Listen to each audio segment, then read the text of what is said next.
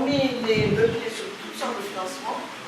Et aujourd'hui, on a l'impression, 40 ans plus tard, on est enfin en train de se dire que peut-être les langues nationales seront introduites dans les programmes scolaires. Donc ça, c'est plus une grâce que j'explique qu'un sentiment de satisfaction sublimé qu'enfin les États-Unis se rendent compte de la langue. Alors on a confié à quelqu'un qui n'est pas linguiste du tout. Bon, moi qui est linguiste, moi je ne le suis pas. Mais la seule que j'ai retenue, c'est juste de transcrire le Wolof parfaitement. Je n'ai pas le faveur de grave et je ne les corrige pas. Mais une fois qu'on a fait ça, c'est là que ça arrive au niveau de linguistique. Donc je vais avoir à donner la parole à d'éminents linguistes qui vont eux-mêmes se présenter et donner le titre de la communication. Je donne plus le titre de la première session qui s'intitule Travaux théoriques, grammaire, orthographe, morphologique et syntaxe. Donc je passe la parole à Adam Toussaint, de l'État UCAD, sur le degré de orthographe du Wolof du Sénégal, et sur l'état des lieux. Je vais demander à Adam de se présenter en 3 phrases et de faire sa présentation. Tous les personnes que je vais dans la salle. Merci beaucoup, mesdames et messieurs. Nous allons présenter aujourd'hui une présentation sur les décrets orthographiques du Wolof au Sénégal, historique et état des lieux. Et nous allons le faire avec Mamoud Thierno Cissé, qui est au département de linguistique de l'Université de Dakar, et moi-même, ici au laboratoire de linguistique de l'IFA. Donc, en guise d'introduction, nous pouvons dire que le Wolof, comme vous le savez tous, est une langue à tradition orale. Et il connut la civilisation de l'écrit avec l'islamisation. Les premières tentatives d'écriture du Wolof se sont ainsi faites en caractère arabe, appelé le Wolof. Ce système d'écriture est encore utilisé notamment dans les textes religieux.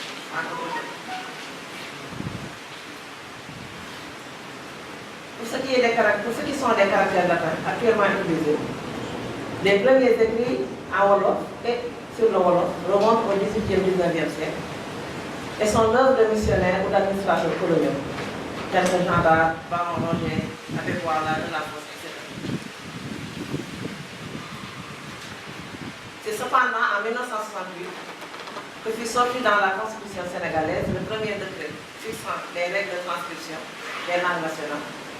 Après beaucoup de discussions entre le président Senghor, qui s'était illustré pour la défense de la langue française, et les nationalistes défenseurs des langues nationales, Cheikh Anta Diop, Fatou Diagne, à qui nous rendons hommage ces 3 jours, Majmoud Diop, Kandji, je ne sais pas s'il faisait partie de cette école-là, je ne sais pas, si aussi, donc Kandji. Le premier décret fait en 1968 a été créé dans des contextes de conflit politique et a connu beaucoup de révisions, décrets de 1971, 1972, 75, 85 et 2005. Mais en réalité, c'est les décrets de 1971 et 1975 qui ont réellement posé des problèmes politiques, linguistico-politiques. Cependant, après une 50aine d'années d'existence d'une orthographie officialisée et plus ou moins stable, des problèmes d'écriture et de transcription demeurent encore aujourd'hui. Cette transcription a été et reste encore un problème pour la promotion des langues nationales sénégalaises. Cette communication a pour but de présenter la genèse des décrets sur le Wolof et de soulever quelques problèmes qui sont des entraves à l'écriture du Wolof. Nous allons la faire en 3 parties. D'abord, nous allons présenter l'historique des décrets. Ensuite, nous allons parler du décret 2005, qui est le décret actuel aujourd'hui. Nous allons soulever les problèmes et faire quelques analyses. Et nous allons finir par des recommandations.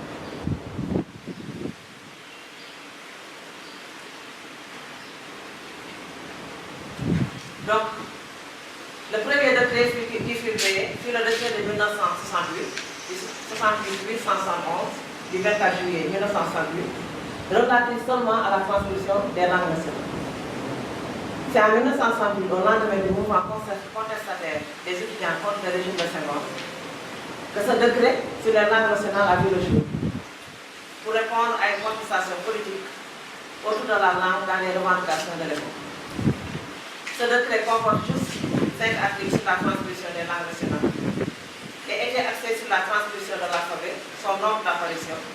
la valeur phonétique des lettres et la gémination.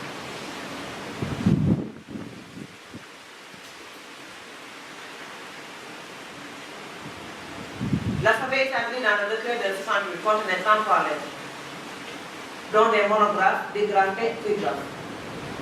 Je vais vous montrer des exemples après. Ce qui est appelé aujourd'hui consonne prénasale, par exemple les sons B, Ng, etc., étaient tous inclus dans l'alphabet.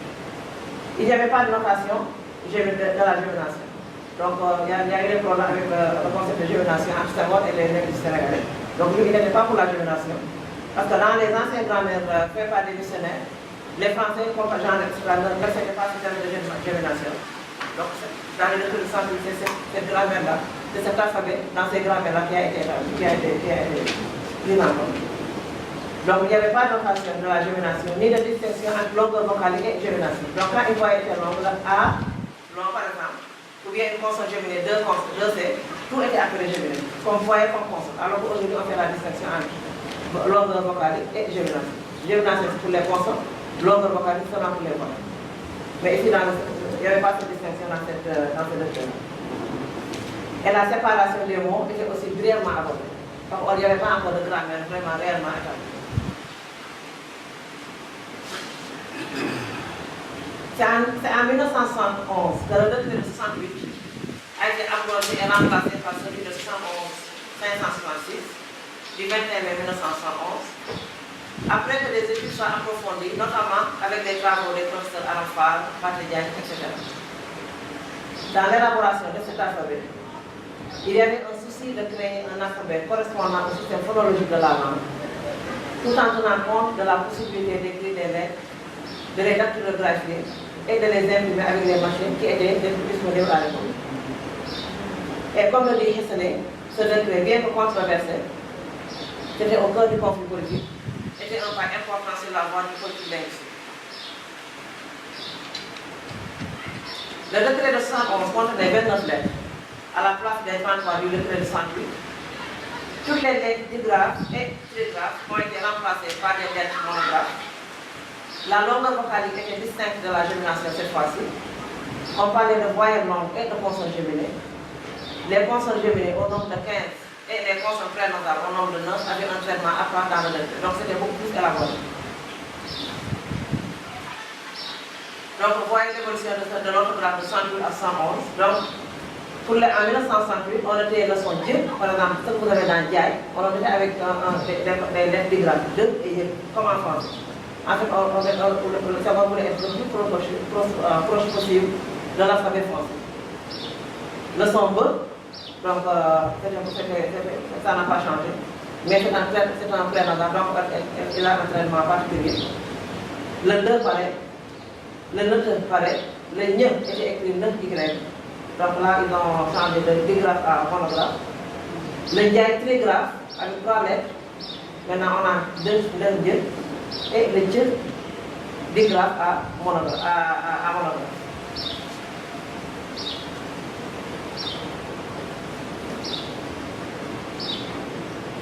Le décret de 1972 a été juste un complément de celui de 1971 concernant les noms propres de personnes et les noms géographiques.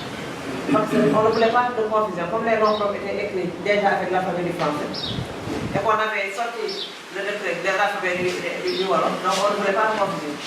C'est pour ça que l'article 4 fut ajouté et avait pour but de préciser que les règles de transcription telles que fixées par le décret de 111 ne sont pas applicables en ce qui concerne les noms de personnes et les noms géographiques dans un texte en langue française. Donc pour Ndiaye, on ne va pas écrire comme en Wolof, NJ, mais on va écrire comme avec l'alphabet français, comme ce qui est actuellement fait. Diawara, de la région de Thiès par exemple, si on l'aurait écrit avec l'Wolof, c'est avec un C.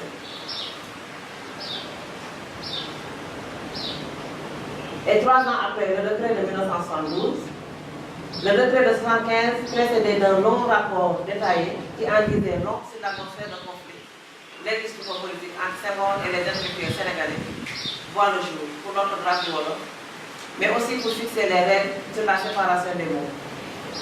Séparation des mots pris en compte réellement ici pour la première fois dans ce décret. Avant, dans les autres décrets, il n'y avait pas cette spécification de séparation des mots. On disait seulement transcription des langues nationales. Mais là, vraiment, c'était spécifié dans le décret. orthographe et séparation des mots. Donc ça a montré que la grammaire avait bien avancé. Et ce décret renseignait également sur l'évolution des études faites sur la langue. Il était beaucoup plus riche, disposé de 17 articles, établi sur 5 chapitres, bon, en réalité 4 parce qu'il y a une erreur typographique, je crois, avec des règles et des exemples aussi détaillés les uns que les autres. Dans ce décret, 3 points essentiels doivent être soulignés. D'abord sur la question de la gémination des consonnes, principal point de conflit linguistique à l'époque. Il a été préconisé de ne pas noter par des géminés, sauf pour des raisons étymologiques et pour distinguer des homonymes, les consonnes les plus fortement articulées, appelées consonnes fortes par Senghor et consonnes géminées par le groupe des intellectuels, répartissant chez Adélien, Parisien, etc. C'est lui-même qui l'avait dit, répartissement. Donc, Senghor considérait cet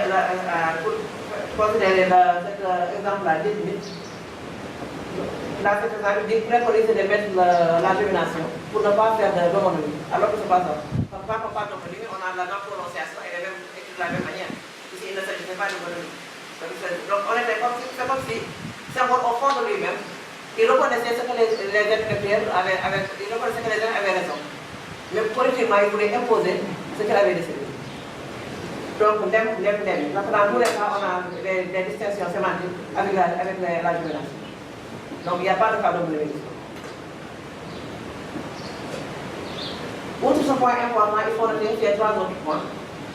Les occlusives sourdes sont notées telles quelles, même lorsqu'ils sont placés en position intervocalique, elles sont réalisées selon dans la prononciation. Par exemple, soju. On dit que quand on a un occlusive sourde, il faut ajouter une voyelle pour voir si on a la consonne est sonore. Et dans ce cas, il faut l'écrire sonore pour harmoniser. Mais lui, il disait qu'il faut mettre ça sous, même si on le prononce dans en position interrogative, il faut le noter comme un type. Et donc là aussi, les autres, les lettres, ce n'est pas d'accord. Donc c'est un point de désaccord. Les sons A et E, finales des noms des verbes, des noms et des verbes, notés dans les dialectes du centre et du nord, peuvent s'effacer. Par exemple, bëgg, benn, il faut dire non seulement bëgg ou bien benn. Les paradigmes de conjugaison n'étaient pas encore stabilisés, car les morphèmes pronominaux sujets étaient écrits soit en un mot collé au radical verbal et au morphème de temps aspect modal. Donc on voit vraiment s'il n'y avait pas la vie des linguistes. Donc on a fait des conjugaisons comme il faut. Dans le son écrit, donc ils ont séparé. Boulet, Dieu. C'est ça dans la première partie, c'est la partie bien orthographique. Boulet, Dieu. Maintenant, c'est vous les séparer. C'est 2 catégories grammaticales différentes. C'est un verbe et un pronom. Donc, ils ont collé le verbe et le pronom. Liggéeyoon nañu, ils ont pris le radical verbal. Ils l'ont séparé. Liggéeyoon, c'est ça, c'est vraiment qui n'est pas bon. Donc, on a pris le radical verbal et on a ajouté un morphème pronominal. C'est 2 catégories sémantiques différentes. 2 catégories grammaticales. Et en 1985, un autre décret fut sorti. Donc là, il y a eu changement de régime politique. Et ce décret, à cause du décret de 115 qui a engendré de nombreuses réactions, portant évidemment sur les questions de gémination, de segmentation et de prononciation. On va passer dans le rapport de présentation du journal officiel 85. Le régime en place, présidé par Abdou, a créé une commission nationale de réforme de l'éducation et de la formation, qui, après plusieurs concertations entre les différents acteurs, a abouti à des conclusions consensuelles sur l'orthographe et la séparation des mots en wolof, toutes acceptées par le président de la République, Abdou. C'est ainsi que fut créé ce décret de 1985. Et dans ce décret, beaucoup plus cohérent, des corrections ont été apportées, notamment sur la notation des occlusives sonores, sur la gémination consonantique, sur les consonnes, sur les voyelles fermées. Par exemple, pour les voyelles fermées, on écrivait, on mettait les 2 accents sur les 2 voyelles, alors que les autres préconisaient de mettre juste un accent sur la première voyelle. Les règles séparant le radical verbal et les modalités verbales sont plus cohérentes et plus précises. Les morphèmes du collectif, du rapport déterminant déterminé, sont rattachés au nom avant de se séparer. Donc, on séparait le collectif. D'abord, il y avait une transposition de la grammaire du français sur l'ordre. La chambre 2 Dior, on sépare le 2, on faisait la même chose pour l'ordre. Une transposition du français sur l'ordre.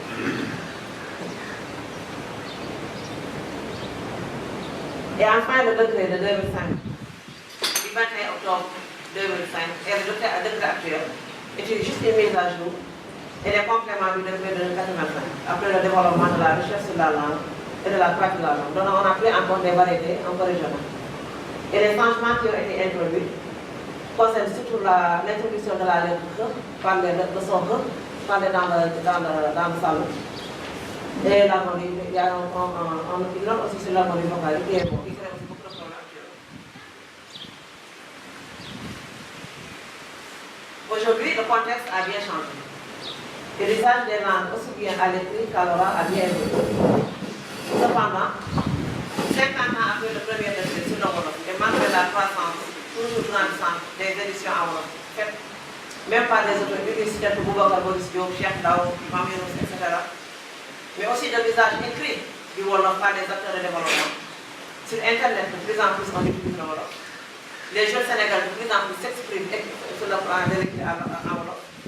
Mais il existe encore énormément de difficultés de transcription qui sont entre autres des problèmes liés. Ce sont ces problèmes analysés à partir de ce décret 2005 actuel que nous allons aborder dans la deuxième partie qui sera présentée par Mame.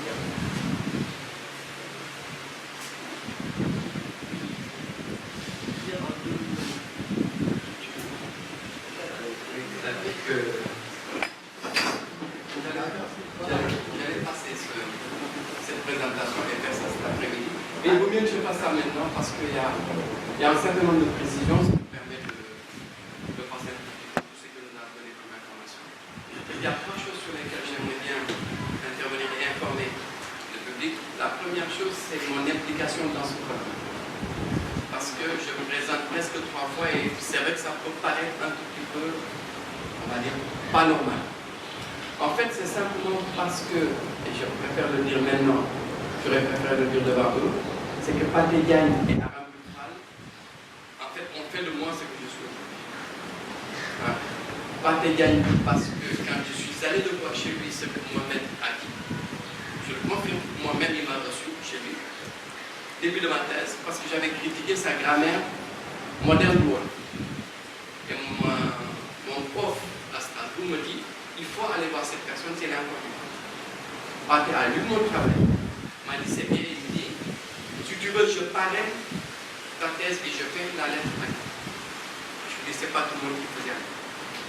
Aram Boufal, c'est parce que quand je fais mon mémoire de maîtrise, elle vient à ma soutenance. Elle sort de cette soutenance, elle me dit, il y a un congrès de phonétique au Japon, je vais tout faire avec l'UNESCO pour que une bourse. Aram a obtenu la bourse. Je n'ai pas pu partir pour X raisons, mais Aram ne me connaissait ni d'Adam ni d'Ève. On ne s'était jamais vu. C'est peut-être la deuxième ou la troisième fois que je travaille. Il n'y a aucune raison qu'on s'implique comme ça dans la vie de quelqu'un et d'un jeune dont on ne sait même pas qu'est-ce qu'il va devenir. Il faut, quand on le fait, c'est que c'est vraiment très gentil. Et donc, à ce titre-là, pour Pathé et pour Aram, je me suis impliqué. Et pour moi-même, parce que c'est de la musique, c'est peut-être pour cette raison que je suis aussi présent dans ce colloque. Malgré le fait aussi que les organisateurs, ce sont les élèves. Donc voilà ma présence dans ce colloque. Il y a deux choses en attendant de revenir sur des points qui sont beaucoup plus précis dans le texte. Aujourd'hui encore, quand on parle de l'écriture des langues nationales, tout le monde se sent libre. On ne doit pas faire ça, on doit faire ça. Pourquoi les gens font ça, pourquoi les gens font ça? Parce que c'est leur langue. Et les spécialistes de la langue ont toujours fait des choses sans y impliquer, j'ai envie de dire, les utilisateurs. Ça, c'est un problème. Aujourd'hui, c'est vrai que le souhait ce serait été que les gens se regroupent dans une large concertation et que les gens s'entendent sur une idée. L'autre chose, c'est qu'il a été question d'académie des langues hier. Cette académie existe. Ce n'est pas l'académie du Wolof, c'est l'académie des langues nationales. Toutes les 23 langues qui sont représentées. Et en principe, c'est ça, une académie. Et c'est peut-être vers cela qu'on devrait aller et y impliquer de plus en plus les populations. Moi, je dois présenter les problèmes qu'il y a sur le plan segmental en Wolof. Quand je dis sur le plan segmental, c'est sur le plan des des consonnes et des voyelles. Parce qu'il y a pas mal de choses. Après, elle reviendra sur la grammaire. Si elle fait bien sur ce qu'elle propose, si l'ajustement se fait. En fait, on va se rendre compte qu'en Wolof, on a une quarantaine de consonnes et une vingtaine, un peu moins, de voyelles. Les gens vont dire que c'est pléthorique. Non. En fait, la base de ces 40, c'est une dizaine de consonnes qui sont réductibles. Les consonnes géminées sont les premières consonnes simples qui sont regroupées au niveau écrit. C'est fait qu'au niveau de l'enseignement, une fois qu'on connaît les 10 premières consonnes, le problème ne se pose plus. C'est la première colonne. Même pas. Il y a encore on va dire les 3 premières, le nœud, etc. Une fois qu'on les connaît, c'est les mêmes qui sont réutilisés pour la gémination et pour la prénasalisation. Il y a un problème important avec eux. Je viens sur la diapositive. Il y a un problème avec eux parce qu'il y a des gens qui disent que la consonne re, quand elle est géminée, elle passe à l'occlusive. Mais seulement quand elle passe à l'occlusive, c'est un renforcement. Donc on ne peut pas reculer. Donc ça, c'est des problèmes. Il faudrait peut-être que les gens arrivent à régler entre spécialistes, mais aussi en impliquant des personnes qui peuvent être intéressées, notamment les écrivains et autres. Donc il faut qu'on fasse un choix, notamment pour la gémination, entre l'occlusive et le redoublement de la consonne. Voilà en gros le tableau des consonnes du Wolof. Sur ces consonnes-là, c'est peut-être là qu'il y a le plus de problèmes pour les voyelles, il n'y en a pas des masses. Il faudrait qu'on règle le problème de la finale, des consonnes occlusives. On prend un exemple, ça va être beaucoup plus simple. Quand je dis dans le fab, je le porte. À la fin de fab, quand on pose la question, tout le monde entend peu. Très bien. Les linguistes vous diront ne notez pas peu. Notez peu. Parce que demain, quand vous direz fabal, vous allez mettre un peu. Mais il y a un problème. On va demander à quelqu'un d'écrire. Il entend peu, on lui dit, en Wolof, on écrit ce qu'on entend. La personne entend peu, on lui dit, tu ne notes pas peu, parce que demain, quand tu utiliseras fabal, ben, tu mettras un peu. Donc, à ce moment-là, du fait du be prochain, ben, très bien, mets un be ici. C'est un souci. Ça, c'est pour la finale des consonnes, on le retrouvera en fayal, jogel, etc. Mais quand on arrive à te, le problème c'est que te, what, raser quelqu'un ou raser, what, on va dire watal. Et oui, et après ça devient contradictoire parce que pour be, on va mettre la sonore, pour be, on va mettre be, mais pour te, on garde te. Explication A. Non, il n'y en a pas. Le décret n'explique rien. On dit on garde te, parce qu'on dit what. Ça c'est un souci qu'on peut régler. Rien ne nous empêche de noter la soude. Et même si après fabal, on va mettre un be, à ce moment-là, on mettra le be, mais dans le premier fab, on n'a qu'à mettre un be, point final. Ça ne changerait rien du tout. Parce qu'aujourd'hui, nous acceptons que les enfants les écrivent LES.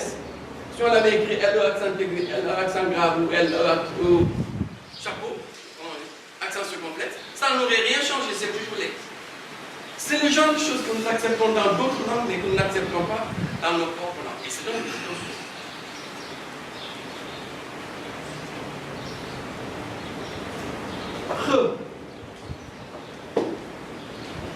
Quand on prend deux exemples, c'est qui va être plus simple. Quand on dit nya, c'est l'air. Quand on dit nya, c'est la sueur. Très bien. Je viens de dire nya. Tout le monde accepte ce qu'elle me dit, elle me souffle sueur. Parce que je dis nya. Si je dis nya, on dit sueur. Quand je dis nya, on dit sueur. Quand je dis nya, on dit sueur. On écrit comment? Les trois prononciations existent. Aujourd'hui, on va mettre le U avec le nya pour le différencier de nya. Mais au niveau de cette gémination, on a un souci. Mais c'est vrai que là, on doit faire un choix graphique. On dit, on écrit comme ceci, on écrit comme ça. Le problème, encore une fois, c'est qu'aujourd'hui, les jeunes, quand on reprend un tout petit peu votre exposé, madame, c'est que les jeunes ne diront pas Nyap, ils diront Nyap. Et ça marche très bien. Qu'est-ce qu'on fait à ce moment-là? C'est encore une fois des soucis que les linguistes ont, mais qu'ils ne peuvent pas partager avec les populations. Et encore que c'est les populations qui vont écrire.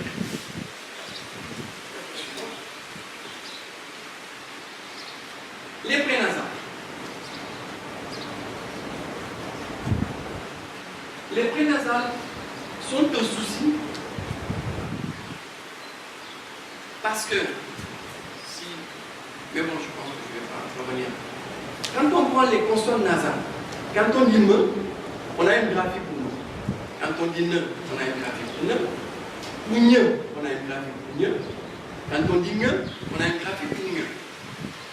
Quand on vient au prénasal, pour faire me, on va prendre la graphie me. Pour faire ne, c'est juste. Pour faire ne, on va prendre la graphie n. Mais pour faire nye ou sanj, parce que quand je dis à quelqu'un, je vais prendre des exemples, quand je dis dans ma sanj, j'entends mieux. Quand je dis dans ma sanj, j'entends toujours mieux. Mais la graphie dit il faut utiliser ne. On ne sait pas pourquoi d'ailleurs. Quand on dit mieux, par exemple, un mot en finale, on entend mieux. Quand je dis langue, la personne entend toujours mieux, mais on lui dit il faut écrire ne. On écrit ici ne, alors qu'on a la graphie.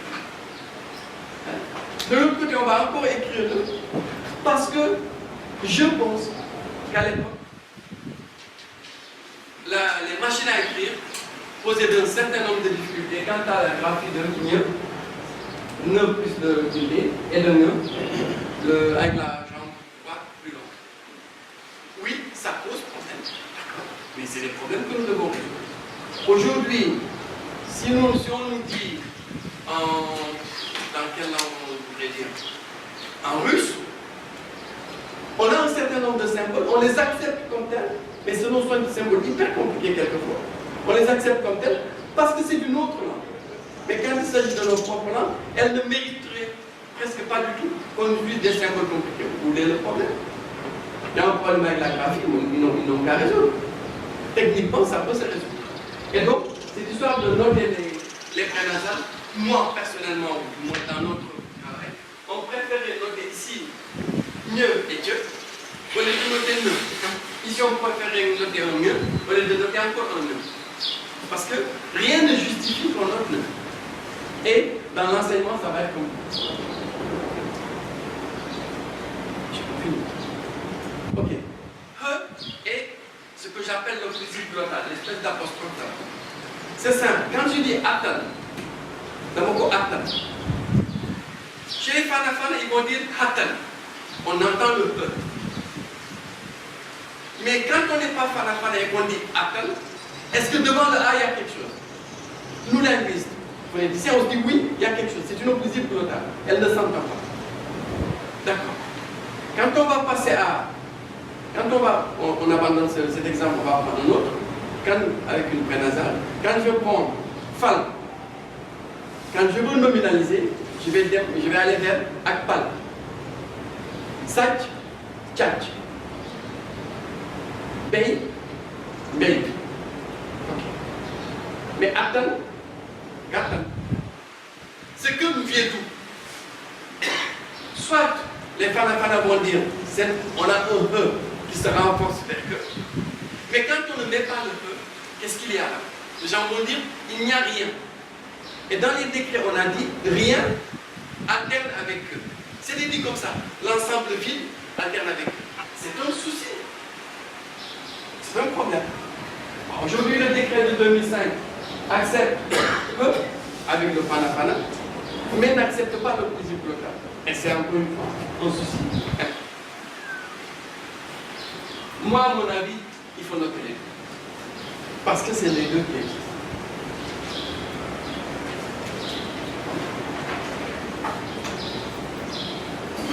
Avant de passer au système vocalique, juste un mot sur la gémination. Mais ça concerne encore les consonnes. La gémination, c'est le redoublement de la consonne. Tout le monde connaît, ou du moins j'espère que tout le monde connaît. Je pense que les plus vieux là, les plus vieux, ils doivent connaître. Les plus jeunes, il faut aller connaître. Que la gémination a posé le problème de Siggi, le journal de Cheikh Anta Diop, qu'il a changé en Taxaw. Parce que Siggi, Senghor ne voulait pas de 2G, il l'a changé, il a dit Taxaw. Sauf que c'est même venu plus tard, on l'écrit même avec 2 points. Oui. Après, il y a un autre, c'est Kaddu. Et moi, le plus douloureux pour moi, un peu plus jeune que les Bouba et Mustafa, c'est Keddo. Le film est sorti au Sénégal, interdit, 10 ans, 15 ans après, je vais à Strasbourg, dans une espèce de bouille-bouille, je ne sais même pas ce que c'est, une salle hyper sombre et dégueulasse où je regarde des Keddo, parce qu'il le passait là-bas en ciné-club. On était 5 personnes. On se dit, mais uniquement pour une histoire de 2D et de 1 seul D. Il y a un problème, il faudrait qu'on s'attende. Ces histoires sur l'écriture, c'est un gros problème dans ce pays. On ne sait pas avoir un consensus autour de ce genre de choses. Et aujourd'hui encore, certains éditeurs ont de sérieux problèmes à publier des textes parce que, a priori, les textes sont fautifs. Ou alors c'est leur propre choix. Maintenant, à peu près, les gens font à peu près ce qu'ils veulent. Sur le système vocalique, on va aborder 2 questions.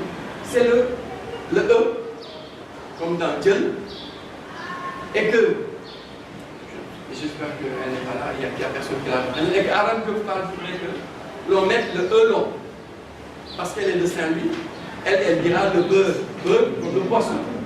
Ben, nous qui sommes d'Aaron aussi, nous ne connaissons pas les poissons, on n'en sait rien, on ne va pas les manger. On ne sait pas si ça se dit beurre ou etc. Bon, le beurre, on le connaît moins bien. Le beurre à tartiner, on connaît encore moins. Une table de gramme. Ben, très bien, avec le fan qui est plus moderne que nous, va nous dire non, le E long doit exister. Oui, il y a des mots qui comportent ce son-là. En dehors de beurre, de poisson, moi je ne vois pas d'autres exemples qui ne soient pas des emprunts à d'autres langues.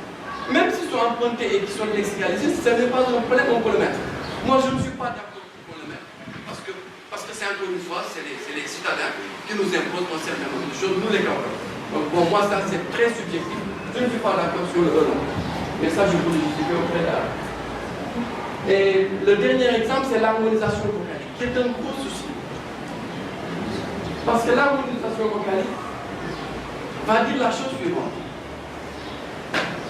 Pousso, on entend O à la fin de Pousso parce qu'à cause du coup qui précède.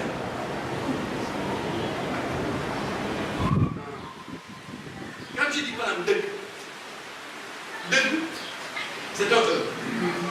Si je mets Al, Deug, je prononce Deug, sur la dernière syllabe, on semble entendre un E. Si je prends def, si je rajoute le même suffixe, defal, on entend un A. Je vais faire defal, de gueule. Defal et de gueule. Ce même suffixe al, ici il se prononce al, ici il se prononce al, comment est-ce qu'on va l'écrire? Est-ce qu'on va l'écrire en gardant la prononciation fermée? Mais ça c'est notre langage. De E, ou est-ce qu'on va l'écrire en gardant la prononciation de A? C'est un souci, mais un souci important. On ne sait pas trop ce qu'on devrait en faire. Nous, on proposerait que si la syllabe qui a été harmonisée, c'est souvent une harmonisation progressive, c'est la première qui va harmoniser les autres. À ce moment-là, on dit, si c'est dans le mot, il faut le mettre. Si c'est un suffixe, et un suffixe qu'on peut mettre sur le côté, comme sinon, juste avant. On va dire Pousso. Nous, ce que nous proposons, c'est qu'on le note, parce qu'on entend bien un O, on n'entend pas un O. Jogger, on va entendre un E, à la fin, on n'entend pas un E. Et diguer, on on entend un N, à ce moment-là, on note. Mais par contre, quand il s'agit de suffixation, ñëwal, ça, on entend bel et bien ñëwal, on entend un E, et pourtant il faut noter un E. Pour nous, moi ce que je vais proposer, c'est l'harmonisation vocalique qui fait que le suffixe ne va pas être harmonisé. Ndiobel, tout le monde entend un N dans Ndiobel, et à ce moment-là, moi je préférerais qu'on ne note pas le suffixe N ne soit pas harmonisé avec le risque. Voilà quelques problèmes que je voulais proposer dans cette présentation-là et sur lesquels je ne suis pas sûr qu'on puisse aujourd'hui même, pour les prochains jours, trouver un consensus. Il faudrait, à mon avis, qu'on soit dans un cadre beaucoup plus large pour pouvoir en discuter et décider. Parce qu'il ne faut pas qu'on oublie que tout le monde parle de l'introduction des langues nationales et pourtant on n'a même pas résolu le problème du A. A. A, au CI et au CP, c'est pas grave. Non, ne viens pas. C'est pas grave. Au CI, on enseigne demi-cercle, très droit, courbé. Demi-cercle, très droit, courbé. Dans les décrets, on va mettre le A comme sur les machines à écrire. Qu'est-ce qu'il faudrait enseigner? Le A, comme on l'enseigne au CICP, où est-ce qu'on enseigne, où est-ce qu'on va noter le A? Personne ne sait aujourd'hui. C'est pas énorme, d'accord, mais c'est des points sur lesquels nous devons nous entendre. Sinon, on y arriverait. Le reste de l'article va être présenté par Aliatou, parce que c'est un aspect sur lequel je ne comprends pas grand-chose. Et elle est meilleure que moi de ce point de vue. En fait, c'est juste commencer par là où il a fait le problème de art, qui est un morceau de mais qui pose beaucoup de problèmes sur le plan de l'écriture. Par exemple, dans la structure Wolof, on dit que le Wolof est un CV ou bien CV, c'est consommé. En fait, dans la majeure partie des mots que l'on rencontre, dans le lexique, on a consommé. Donc, c'est la structure canonique du Wolof. Maintenant, il y a un A flottant. Ça a plusieurs valeurs grammaticales. On peut avoir Bekadem, par exemple, ça dit deux verbes. Qui est obsédé, il y a certaines personnes qui le disent d'autres non. Or, ici, A peut exprimer aussi des morphèmes de conjugaison. Par exemple, on a ce qu'on appelle dans les paradigmes de conjugaison, ce qu'on appelle le focus du sujet. La constitution tout un paradigme. Par exemple, quand on dit Moussa Wadel, Moussa Khadedem, etc., on a fait tout le paradigme, on a fait ce qu'on appelle le paradigme de conjugaison en fait du sujet. Et donc, il y a un A qui se trouve là-bas. Par exemple, la deuxième phrase, Moussa Adem. C'est les gens ont discuté pour dire est-ce que ça va être collé, est-ce que ça ne va pas être collé. Parce que la règle dans le décret préconise de coller ce A en cas de constration. Parce que si on a un mot qui ne se termine pas par une voyelle, par exemple, partout, où il y a une assimilation des deux voyelles et puis il y a une transformation de la voyelle. Donc, Fatodem devient Fatou, Adem devient Fatodem. Donc là, le décret préconise de coller ça. Donc, naturellement, la A est déjà collée. Mais quand on a un mot qui se termine par une consonne, par exemple, Madi, Adem, le décret dit qu'il faut séparer ça là. Et donc, même sur le plan de la description grammaticale, ça pose problème à l'enfant. Donc, nous, on préconise, on suggère de tout simplement coller à flottant là. Dans la forme contractée comme dans la forme non contractée. Quand on dit Mali Gadem, on met le A, on le met dans le 2. Et quand on dit Moussa Adem, on met le A, on le met dans le 1. Quand on dit Fatou Adem, Fatou. C'est le même problème aussi avec la forme Ani. C'est le même A qu'on retrouve. Mais là, c'est un autre paradigme de conjugaison qu'on appelle le présentatif. Mali Dem, Nyani Dem, Nyani Dem, etc. Donc, je pense qu'il y a une faute de frappe dans le dossier, on ne fait pas. Donc là, ils ont mis Fatou, ils ont collé tout, et dans d'autres mots, ils l'ont séparé. Donc il y a ces problèmes-là à corriger dans le dossier. Et ici, il y a le même problème du A. Quand on met le morphème de l'inaccompli, par exemple Y, c'est ce qu'on appelle le morphème de l'inaccompli. Le morphème de l'inaccompli est toujours adjoint au verbe. Le A est un verbe. Donc si je dis Yalla rek ay buur, là est un verbe ici. Le morphème de l'accompli va s'adjoindre au A. Et là, ça peut ça peut créer des confusions. Le ay est aussi indéfini, indéfini. Par exemple, il y a un goût. On a une personne qui ne comprend pas ou mais qui connaît les mots, qui ne comprend pas le sens réel dans l'énonciation. Il y a un goût traduit par Dieu seul est roi, ou bien Dieu seul est roi. Okay? Donc il y a des risques de confusion. Et donc nous préconisons vraiment de coller ça dans ce qui peut faire. Il y a le problème du morphème, l'air, qui aussi engendre beaucoup de problèmes. Il y a beaucoup de questions qui se posent. Est-ce qu'il faut le connaître, est-ce qu'il faut le faire? Parce que l'air a deux valeurs. D'abord, c'est une valeur de l'impératif. Par exemple, l'air. Quand on a l'impératif, le morphème impératif doit être collé au recadre. Donc, Djokhar c'est collé, la deuxième personne. Djokhar aussi devait être collé. Mais l'air a une autre valeur de pronom objet. Et dans ce cas, on ne le colle pas. Donc, il faut, c'est pas très précis dans le truc. Et c'est une règle qu'on devrait expliquer, mieux expliquer et préciser. Pour éviter les fautes de technique.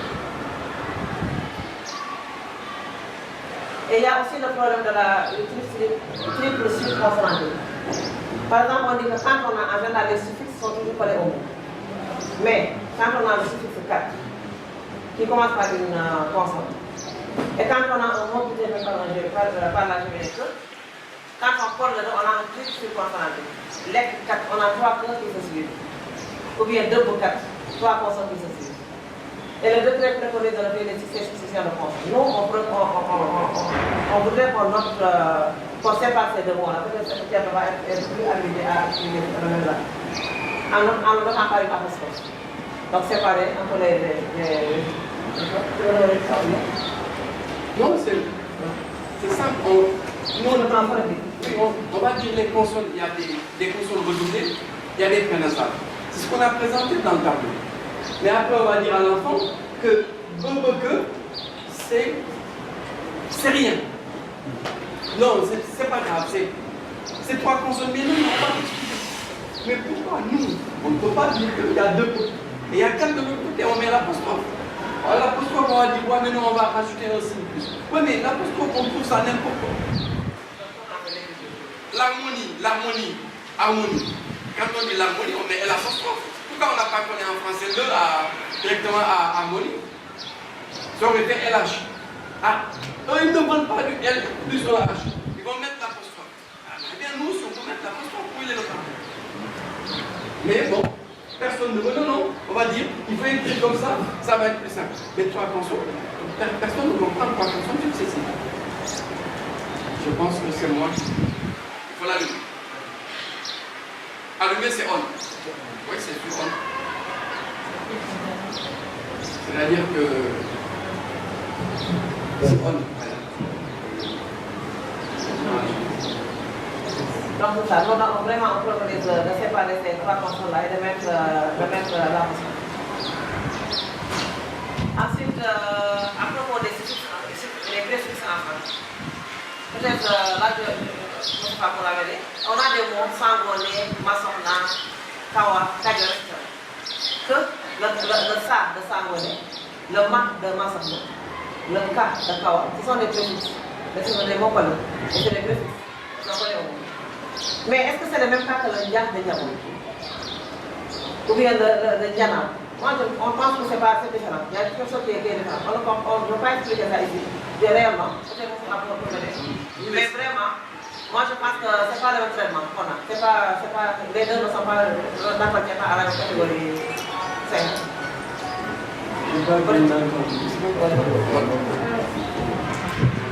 Non, je dis que dans le décret, il y a la préfixation, le préfixe. Vous entendez? Oui. Quand on a des mots comme sangoné, masokna, kawa, etc., le ma, le sa, le ka, tout ça c'est des préfixes qui sont collés au mot et on donne un mot. Oui. D'accord? Maintenant, quand on a un mot comme diabo, ou bien un mot comme diana, nous on pense que le diana n'est pas un préfixe. Diana, oui, diabo, oui, Diana. Peut-être on va discuter ça dans les débats. C'est la première présentation. C'est juste pour l'interpeller un peu.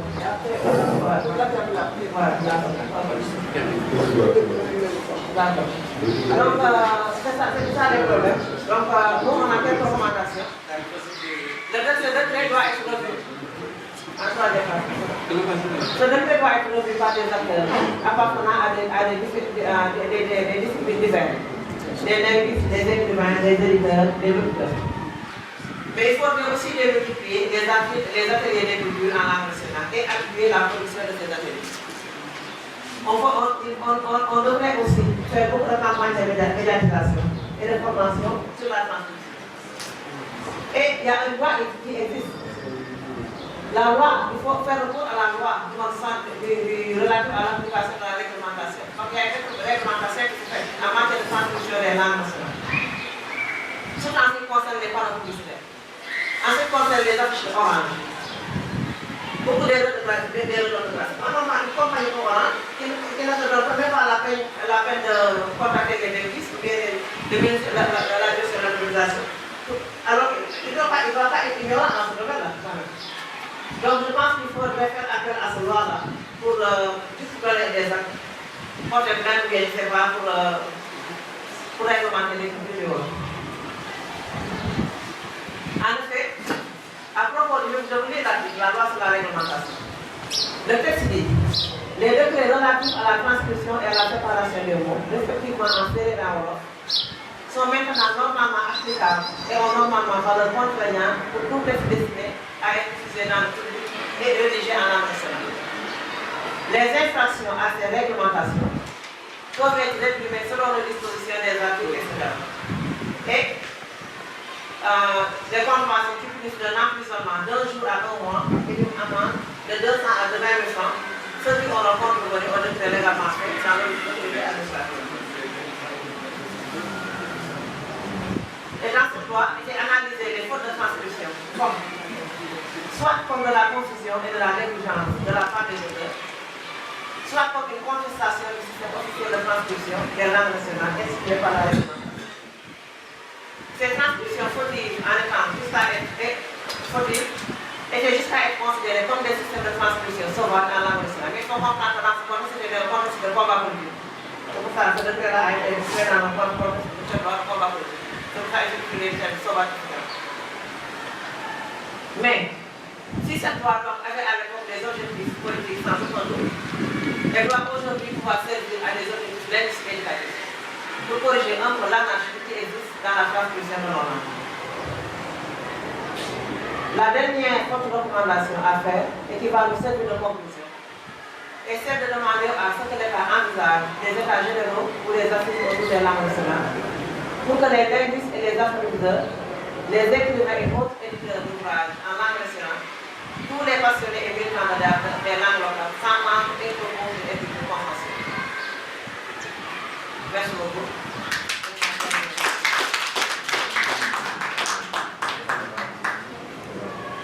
Merci beaucoup. Nous allons prendre la deuxième présentation et vous l'ensemble. Je passe la parole maintenant à Alba Gabriel. Qui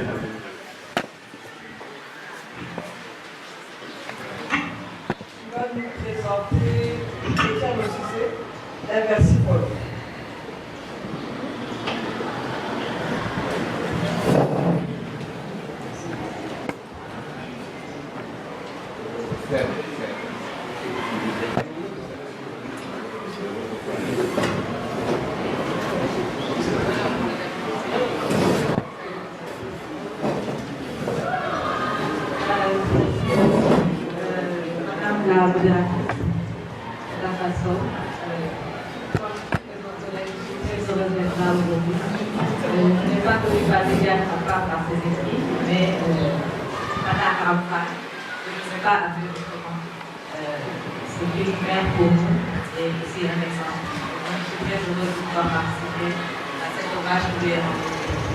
Je me présente brièvement, mon nom est Anna Marianne, je suis chercheure linguiste à l'IFANCHER en Togo, au laboratoire de linguistique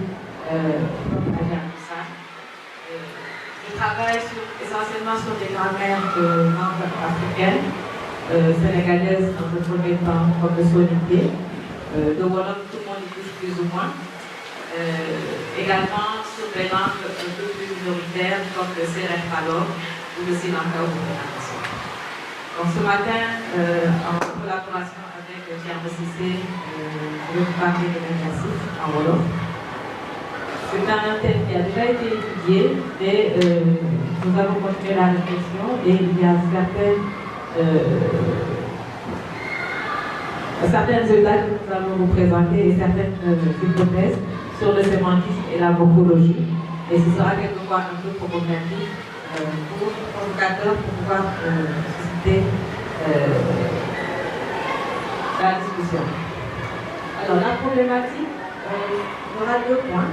Un qui concerne la forme, la question de la quantité dans les formes inversives, qui est une question collective et qui sera citée par Pierre.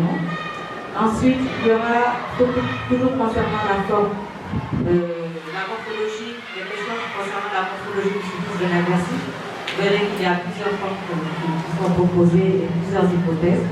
Et surtout, et ce qui fait particulièrement un débat en ce qui concerne les questions de forme, c'est la variation que nous avons dans les formes des radicaux des inversifs. Mais cela paraît très technique, mais dans le détail, et avec des exemples, ce sera un peu plus compréhensible. Ensuite, il y aura un deuxième point sur le sens. Donc, on parlera de l'antonymie dans les formes verbales, la polysémie du concept d'inversif, et nous présenterons une interprétation différente sur le sémantisme des formes inversives. Donc, je passe maintenant pour le premier point la parole à Marc Clermont sur le traitement de la durée en Wolof. En fait, on revient toujours au même problème, c'est que dans la langue, il y a des voyelles brèves et des voyelles longues. Ça, aujourd'hui, c'est rien. Vous trouvez des exemples là, par, etc. Donc, le problème nous pose. Il y a des voyelles brèves et des voyelles longues. Le problème qu'il y a, c'est que il va y avoir, il va y avoir plus tard une espèce de voyelle qui va nous poser un certain nombre de problèmes et qui sont des problèmes liés à ce qu'on pourrait appeler le phonétisme. En gros, pour ne pas faire le malin ou penser faire scientifique, il y a des choses qui apparaissent dans notre discours, mais qui ne sont pas des choses pertinentes. Quand quelqu'un s'autorise, il ne dit pas le, il dit je, ça ne pose aucun problème. Dans son discours, cela ne pose pas de problème, c'est du domaine du phonétisme. Dans la langue, il n'existera pas yam, mais il existera là. C'est ça la différence entre ce qui existe dans la langue et ce qui existe chez un individu. Donc quand on dira phonétique, c'est ce qui est spécifiquement chez l'individu. Quand on dira phonologique, c'est ce qui appartient à la langue. Donc cette différence, elle est là. Il se trouve que, en fonction du contexte, quand on dira à un wolophone dipi, je parle de la première syllabe, je dis dipi, et je vais dans un autre mot, sepi. Dipi, sepi. On a l'impression que le E est plus long que le I. Alors que les deux sont des frères. C'est parce que la deuxième voyelle, sepi, elle est plus ouverte. Et plus elle est ouverte, j'ai envie de dire, la bouche va mettre plus de temps à se fermer. Et donc, elle va paraître plus longue. Cette impression de durée, de longueur, va faire que certains vont proposer des graphes différenciés. Et ces graphes différenciés vont créer un certain nombre de points. En plus du fait que les voyelles qui sont fermées paraissent plus courtes que les voyelles qui sont ouvertes, il y a l'environnement consonantal. C'est-à-dire que quand je prends l'M, plier, aller plier, c'est l'M.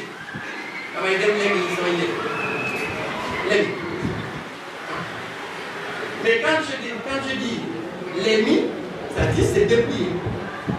Quand je dis l'émi, on a l'impression que le E de l'émi est plus long. L'émi. C'est encore une fois, ce n'est pas un problème phonologique qui appartient à la langue, c'est un problème phonétique. C'est l'environnement consonantique qui fait qu'on a cette impression de lutte. Et cette impression de durée va poser un certain nombre de problèmes dans l'écriture de la langue. Parce que, et c'est là que Anna-Marie va commencer à nous expliquer ce qu'on va appeler inversif, c'est que quand on prend le terme l'aime et qu'on veut faire l'inversif, le contraire de l'aime, on va ajouter un i. Et donc ça va être l'ennemi. Mais seulement le i de l'ennemi et le i de l'ennemi ne sont pas tout à fait les mêmes et ils reviennent en marche. Mais cette impression de durée va faire que certains vont proposer, devant la consonne géminée, que les voyelles soient demandées un peu plus longues que les autres. Et même certains auteurs ont proposé des demi-longueurs. Chez Diallo d'abord. Pardon? Chez Diallo, je ne vois pas le commentaire, mais ce n'est pas très grave. Pour Amadou Diallo, il y a certes une opposition longue, brève, et que devant géminer, il y a une demi-longueur, c'est comment il le dit. Il va dire que les voyelles devant géminer sont mi-longues, mais seulement ce sont des mi-longues phonétiques. Ça n'appartient pas à eux. Mais le fait qu'il les appelle mi-longues pose problème. Parce qu'il ajoute un concept nouveau au système bref-long. Soit c'est le système, c'est bref-long, soit le système c'est bref, mi-long, etc. Ça c'est notre débat. Mais il faut qu'on respecte le système. Donc, c'est ce que Diallo dira, il va mettre le nouveau concept et il va le considérer comme plus. Cheka, non seulement, je pense que lui va considérer que c'est chronologique. C'est ça? Ça appartient à la langue parce que je ne vois pas les commentaires sur le. Je ne les vois pas, mais parce que je ne veux pas venir sur ça. Et en dehors de cas, il va y avoir Sambou et Boy qui vont rajouter à la complexité et qui vont dire qu'en fait, ce que nous notons comme étant des brefs, en fait, ce sont des longs. Et que dans l'ennemi, par exemple, le premier est de l'ennemi, c'est une longue, mais qui s'est abrégée avec l'environnement consonant. Au lieu de considérer que, voilà, c'est une brève qui s'est allongée, ils vont dire que c'est une longue qui s'est abrégée. Et ça crée encore une fois un certain nombre de problèmes. Et moi j'ai presque envie de dire, tout ce dont on parle jusqu'à là, c'est que dans l'écriture de la langue, il y a des problèmes. Mais des problèmes de linguistes, de spécialistes de la langue.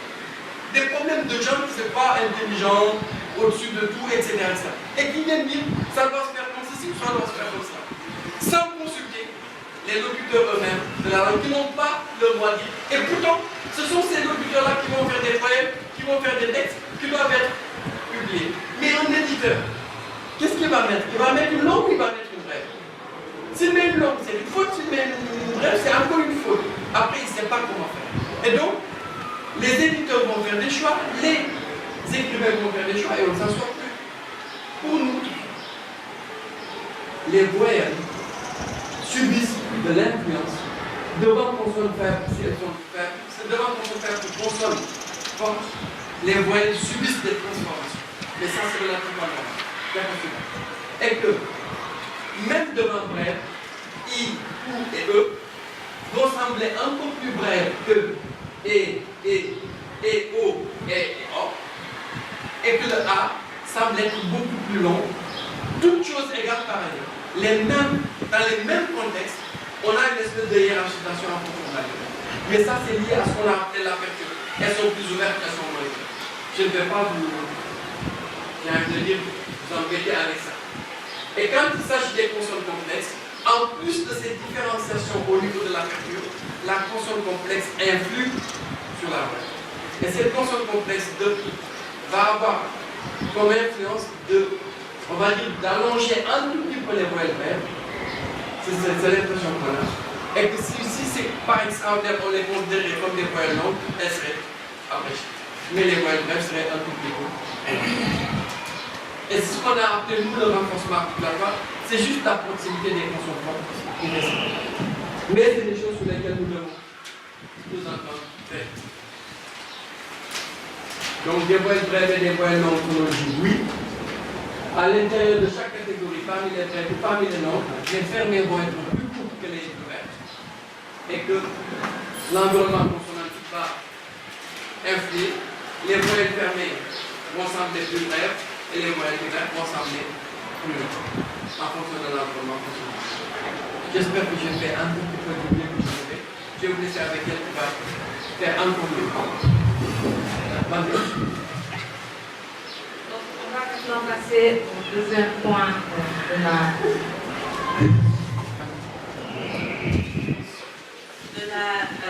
présentation.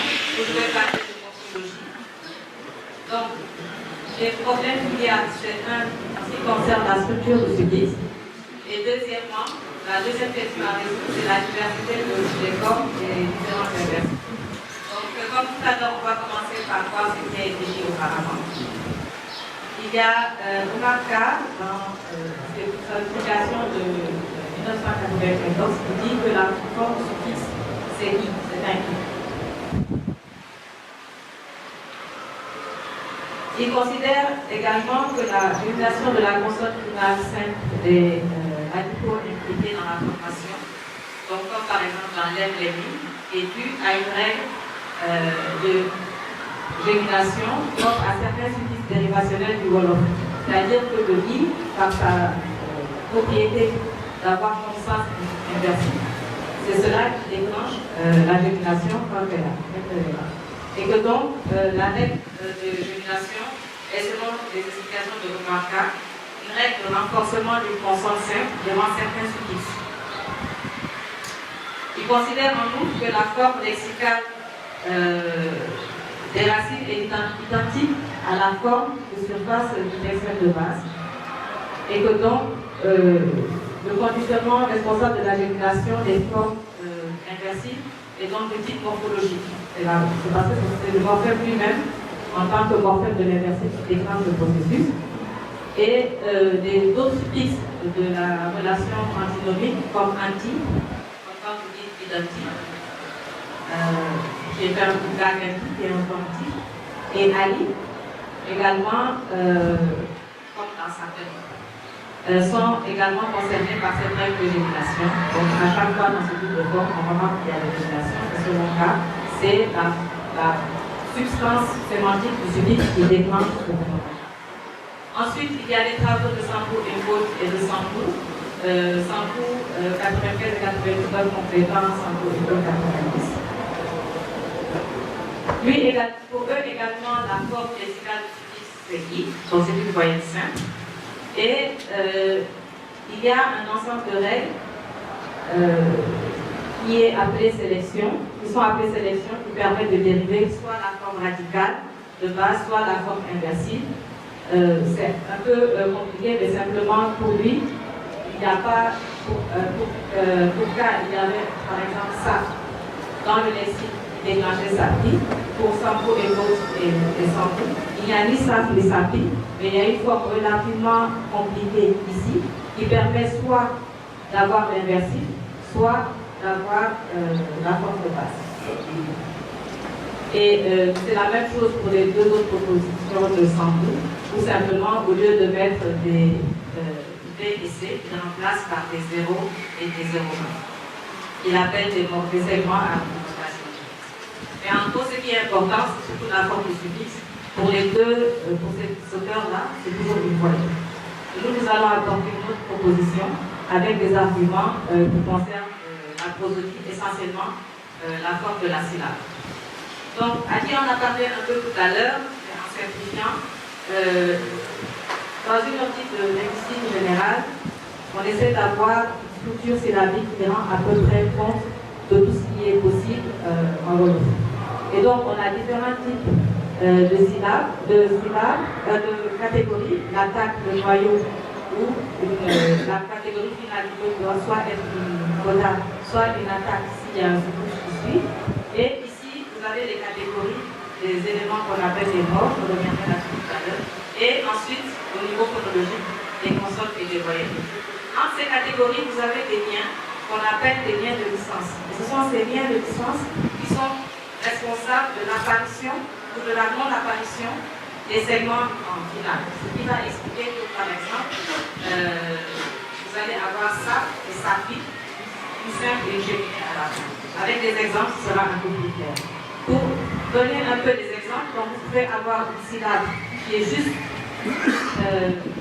composée d'un noyau, comme le morphème A qu'on a dit à partir tout à l'heure. Vous pouvez aussi avoir BC comme la at, l'année. Vous pouvez aussi avoir la syllabe CV, qui est une syllabe relativement simple, ou encore consonne et deux voyelles. Consonne, voyelle, consonne. C'est ce qu'on a dans la plupart des radicaux verbaux. Ou consonne, deux voyelles ou consonne. Et en fait, comme dans deux, vous avez consonne, deux voyelles et deux consonnes. Donc, les traits, quand ils sont en pointillés, ça veut dire que la catégorie peut apparaître ou ne pas apparaître. Comme par exemple, dans le morphème A qui était là tout à l'heure, vous n'avez pas la carte qui apparaît, vous avez simplement le noyau. Et le noyau, vous voyez, tous les traits des catégories sont pleins. Ça veut dire que c'est la seule catégorie qui est absolument nécessaire. Vous devez au moins avoir une voyelle. Alors, la structure du morphème de l'inversif, qu'est-ce qu'on a en réalité? Le I de l'inversif, il est toujours présent. Toutes les formes de l'inversif ont un I. D'accord? Ça veut dire que lui, il a une structure complète qui est licenciée de la partie syllabique jusqu'au segment. C'est ce que nous schématisons de cette manière. Donc, vous avez la catégorie supérieure qui est le noyau. Ça, c'est pas, par contre, c'est pas le concile, ça devait être le bouton. Et le I. Donc, ça, c'est toujours là. Ensuite, vous avez la variation à l'intervocalique. Soit vous avez une consonne terminée, comme dans l'emmi, ou bien vous avez une consonne simple, comme dans mou, moui. Donc, ça comme il y a de la variation, et c'était le centre des pointillés tout à l'heure, ça veut dire qu'on a une catégorie, c'est sûr, il y a quelque chose avant le I. Et c'est cela que notre proposition varie par rapport à celle des auteurs que je citais tout à l'heure. Mais que sa structure peut être licenciée ou pas pour apparaître. Et donc, pour schématiser cela, on a mis simplement une attaque, mais il n'y a pas de reste. Ça veut dire que la structure elle est déficiente déjà dans le lexique. Et c'est ça qui est responsable des différentes configurations où l'attaque va, comme elle le pourra, faire son marché pour compléter la structure et avoir un inversif correctement formé. Si on prend par exemple le cas des radicaux verbaux, on a vu tout à l'heure, consonne, voyelle, consonne, consonne. CV, c'était tout à l'heure CV, CC. Vous avez ce type de configuration dans d'autres par exemple. Retourner, remettre à l'envers. Mettre à l'envers. Voilà. Sample, planter quelque chose, ou lèvre, plier. Donc ça, ce sont les monosyllabes de type CVC, CVCC. Donc pour CVCC, vous avez soit une géminée, soit une prénasale. Ensuite, vous avez les monosyllabes, où vous avez soit des types comme mou, CVVC, ou comme D. Donc mou, ouvrir, et D, mourir. Donc voilà ce qu'on a au niveau des verbes qui sont impliqués dans les verbes. Ensuite, on a remarqué qu'on a des variations de quantité, comme dans mou, mourir. Qu'est-ce qui se passe? Ce sont les traits qui sont maintenus. Alors, si on prend le cas de l'EP, on a ici l'EP et le morphème de l'inversif, on a dit, était constitué d'une attaque et d'un noyau. Qu'est-ce qui se passe? L'attaque, elle va vouloir apparaître d'une manière ou d'une autre et elle va établir un lien de licence avec le matériel qui est directement adjacent et avec lequel elle peut être compatible. Elle ne peut pas être compatible avec la voyelle E, mais elle peut être compatible avec le M. Et à ce moment-là, la licence se fait, ce sont les deux traits rouges, et à la fin, vous avez donc une double licence au niveau du M. C'est ça qui fait la gémine. Et vous avez la forme finale M. Donc la double licence de la catégorie qui domine la console finale par l'attaque, qui elle pouvait, c'est une attaque flottante, donc cherche un hébergement, elle a trouvé un hébergement, ça fait un double hébergement sur un même matériel sonore, ça crée le génie. Donc c'est ça en fait du point de vue phonologique, la création du génie. Donc, Génie, on sait comment ça se passe. C'est réglé. Et donc, toutes les consoles, tous les exercices de ce type-là, où on a une console simple qui devient une console réglée par la suite, voilà ce qui se passe. Ensuite, vous avez un deuxième cas où vous avez deux peu au départ. Donc, c'est déjà deux consoles. Et donc, dans deux peu, la catégorie finale qui peut être soit attaque, soit coda, donc licencie les deux matériels. C'est pour ça qu'on a deux codés de départ avec une console géminée. Qu'est-ce qui se passe dans l'IPI? On ajoute notre marqueur de l'inversif que nous avons ici. Alors, l'attaque, comme d'habitude, c'est un SDF, donc il cherche un hébergement. Quitte à déloger, ou bien peut-être que Coda attaque est gentil, lui dit comme tu n'as pas d'hébergement et que moi j'ai deux chambres, je te laisse une de mes chambres. La dernière est la plus. Donc cette licence-là disparaît. Et l'attaque peut venir se faire héberger par le taux final. Et donc, à la finale, vous avez effectivement l'IPI. Donc il y a un partage de prérogatives de licence entre la console finale et le deuxième membre de la géminée de l'attaque vide, donc de l'attaque sans licence. Et donc on n'a pas de changement en surface. Si vous avez une géminée déjà dans la forme de base, vous aurez la même géminée dans l'inversif. C'est exactement le même cas pour Saint-Pi, sauf que cette fois-ci, au lieu d'avoir une géminée, on a une prénasale. Le double hébergement se fait et vous n'avez pas de changement en surface. Donc ces deux cas sont également réglés, en plus du cas de l'air. Maintenant, vous avez des cas, et c'est typique pour la console R, où il n'y a pas de gémination. Il n'y a pas de changement. Il y a simplement la voyelle finale qui devient brève, mais ça je reviendrai dans l'autre. Tout de suite, pour l'instant, on se concentre sur la console. Donc vous avez un R. Ici, j'ai déjà quand même anticipé en disant que dans cette console, parce que dès le départ, dans la structure lexicale de Moore, le OU n'a pas de licence. Donc c'est un OU flottant de la même manière qu'une attaque, une catégorie supérieure peut devenir orpheline. Ici également, on peut avoir une structure intérieure qui est également flottante.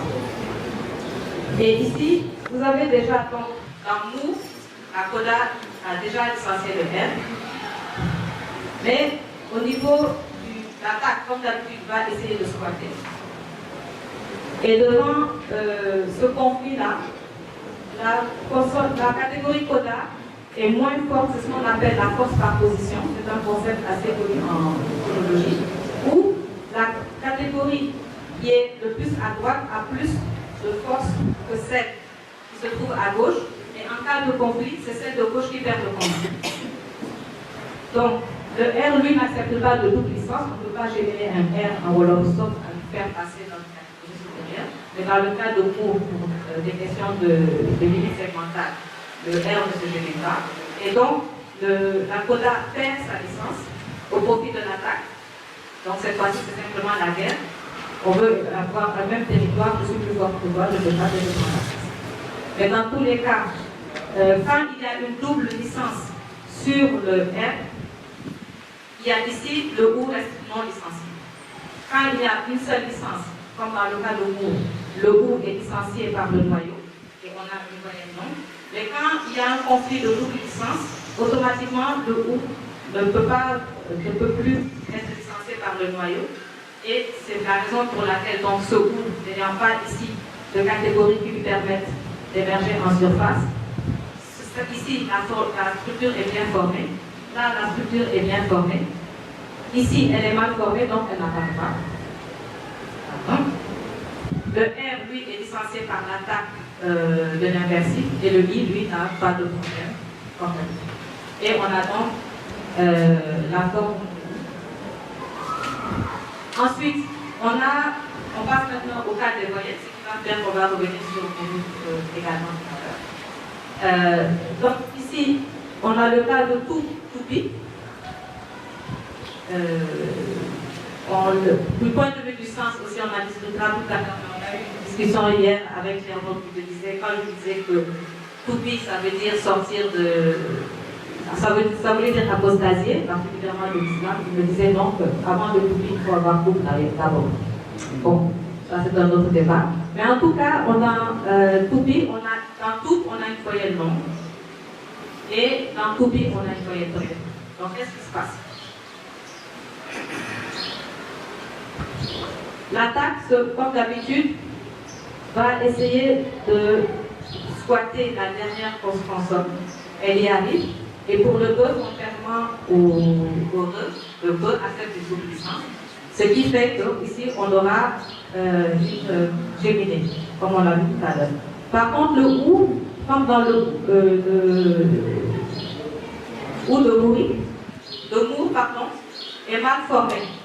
Et comme ici, il y a une double licence sur la consonne, le OU ne peut plus être licencié par le noyau précédent.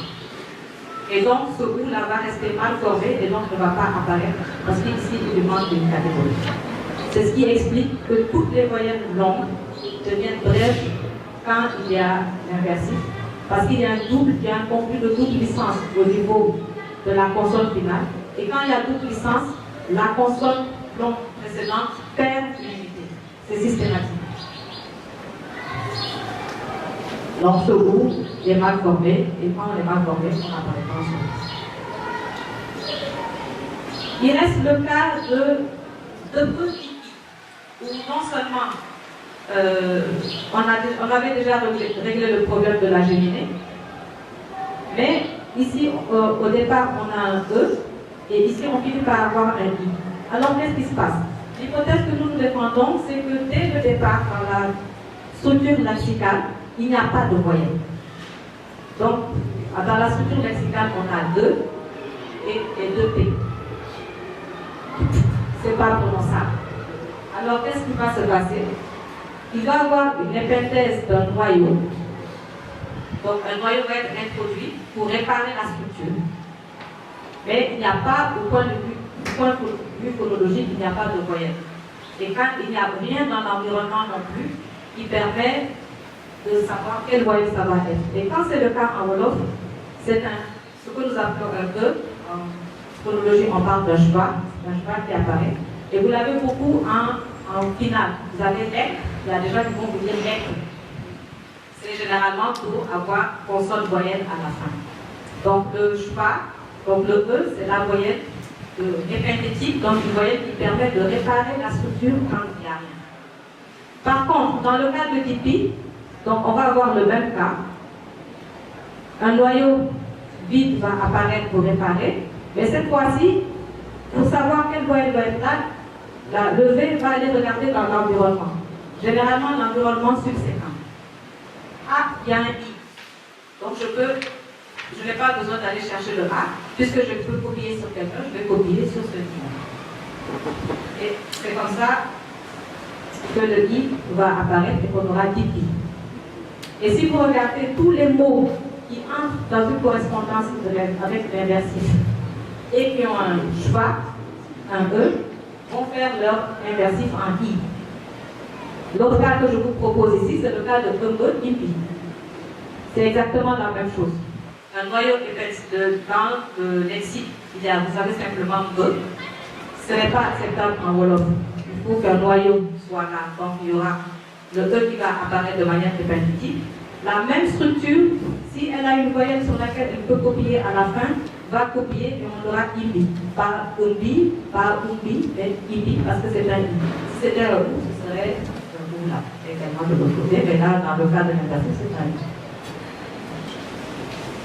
Nous avons maintenant réglé tous les problèmes de durée. Gémination, pas de gémination, on a la gémination comme l'aime l'EMI. Le cas de la stabilité avec des géminés de P. On a toujours les consonnes, etc. Et le problème de la quantité vocalique, on a une voyelle longue qui devient une voyelle brève. Il nous reste le cas où la voyelle change et où les consonnes également changent. Et là, il y a un autre paramètre qui apparaît. Vous avez, quand vous avez un mot, vous avez l'initiale, par exemple, vous prenez l'M, vous avez le L. Vous avez le L, le E et le M. Le L, c'est la limite initiale et le L, c'est la limite finale. Et dans le cadre de ces limites-là, elles sont les limites, ce qu'on appelle les limites fortes, c'est les limites initiales et finales qui sont représentées par des dièses. Et ce qui nous intéresse particulièrement, c'est la limite finale. À part cela, vous avez ce qu'on appelle des limites faibles, qui sont les limites à l'interne. Par exemple, entre le M et le I, le consonne I de l'inversif. À ce moment-là, entre les deux morphèmes, vous avez ce qu'on appelle une limite faible et une limite interne. La limite interne de l'SM, qui est représentée par un égal, étant plus forte que la limite interne de morphème, qui, elle, est une limite faible. Donc, qu'est-ce qui se passe? Si vous prenez par exemple le cas du sonorité que je reconnais relativement bien, vous avez ta, le pied, avec une voyelle brève, mais tani, les pieds avec une voyelle longue. Donc, le morphème, en fait, c'est ta.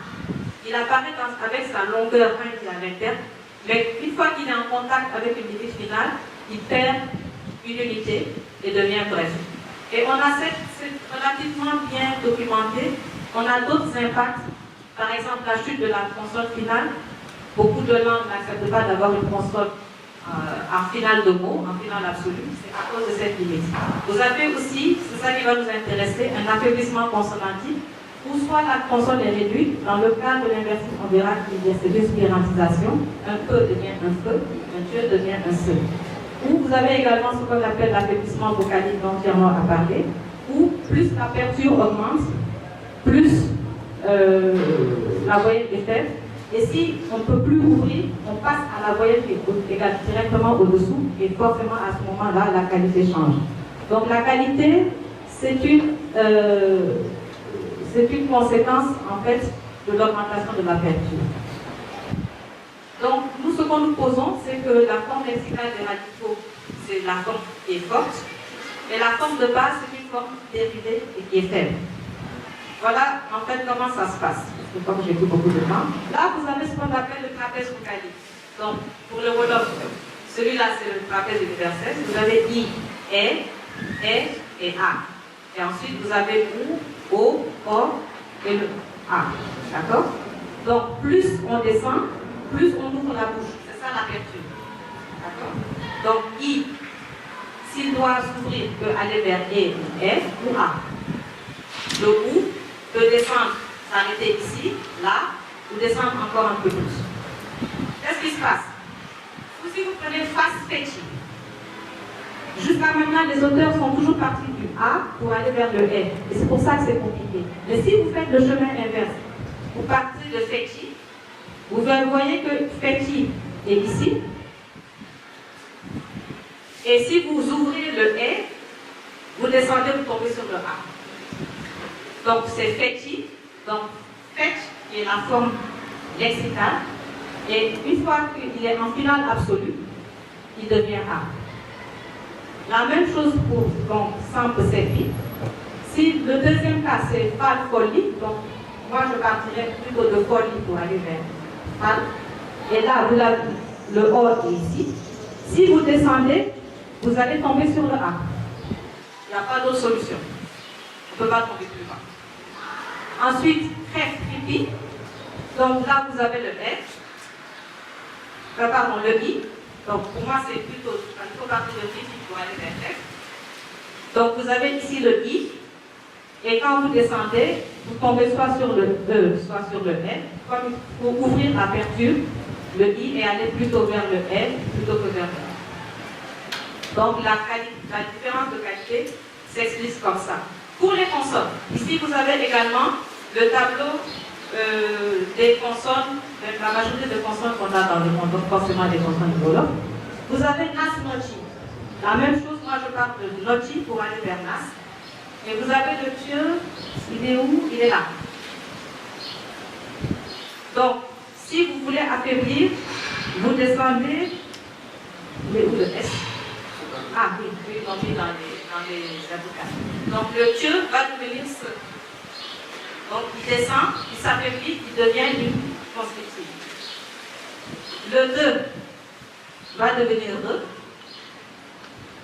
Généralement, il ne prend pas les nasales. Sinon, il pouvait devenir 2. Mais il va vouloir garder le caractère oral. Et l'oral qui est directement en dessous du 2, c'est le 2. Ça va nous donner terre, teddy, terre, hadira. Ensuite, vous avez fait pipi.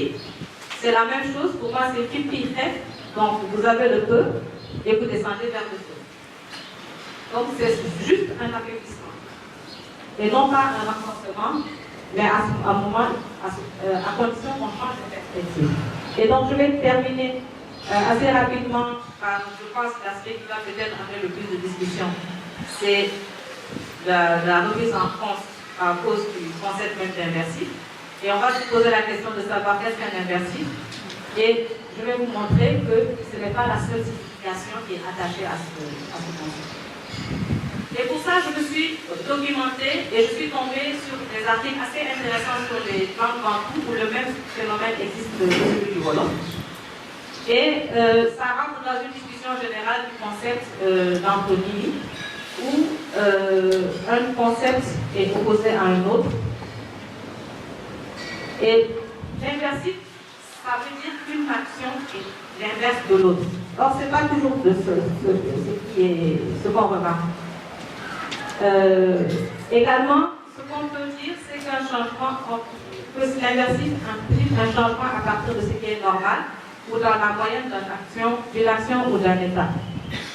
Si le sémantisme du verbe en question ne permet pas une interprétation inversive, le sens, en tout cas dans les langues bantoues, va aller vers un augmentatif. On verra qu'on voit des choses.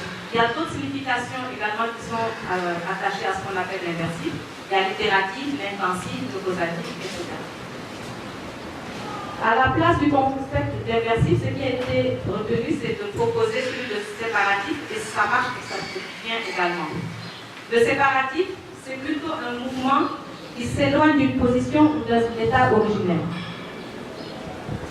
Et ce qui est intéressant, c'est que si vous prenez inversif, vous prenez l'un, qui est l'inversif de l'autre, du point de vue conceptuel. C'est déplié qui est l'inversif de plié ou c'est plié qui est l'inversif de déplié. On ne peut pas savoir. Donc on ne peut pas savoir a priori sur quelle signification le morphème de l'inversif va être associé. Alors que si vous prenez la notion de séparation, de séparatif, on sait que c'est celui où le sémantisme exprime un éloignement qu'il va avoir. Donc, entre ouvrir et fermer, ce sera ouvrir, il y a une idée de séparation, d'éloignement, qui va porter le morphème. Si vous prenez l'ennemi, ça va être la même chose. Donc, sol, soumis, c'est forcément le concept de déshabillé qui va porter le morphème, et c'est le cas exactement. La même chose pour soul, soumis, ou mou, mouri. À chaque fois qu'il y a une idée d'éloignement, c'est ce concept sémantique qui va porter ce qu'on appelle le morphème inversif, ici le séparatif. La même chose pour ou, pi, ou bien. Il y a également, parmi les inversifs, on va voir ça, un sens intensif. Quand vous prenez force pourrie, ce n'est pas l'inverse ou le contraire d'une action. Pourri est plus fort que force. Folle pourri, c'est la même chose.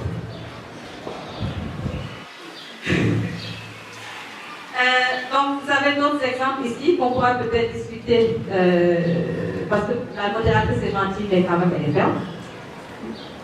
Le sens itératif, c'est refaire quelque chose. Et là, vous avez, j'ai trouvé dans les dictionnaires que, donc je vais travailler à partir des dictionnaires de Arafat et de Jean-Léopold Jouve.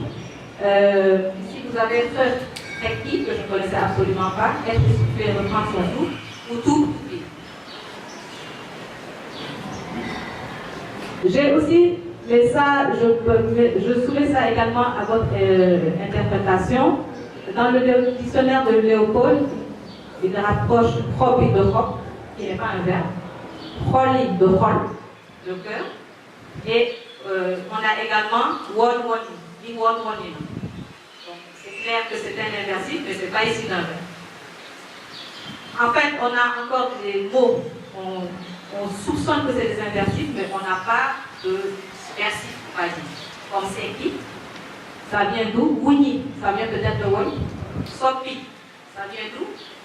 On sent Sali, Nyori, Leli, il y en a beaucoup. Donc, les derniers mots, c'est des projections.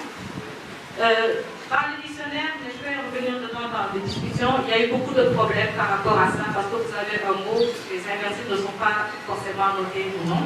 Donc, ce qu'il faudrait faire, je crois, pour avancer, et c'est ça qui nous manque, pas seulement pour le Wolof, c'est qu'on puisse établir des corpus de référence qui nous permettraient d'avoir des corpus relativement larges, basés sur des discours effectivement faits, soit de manière orale, soit dans la littérature.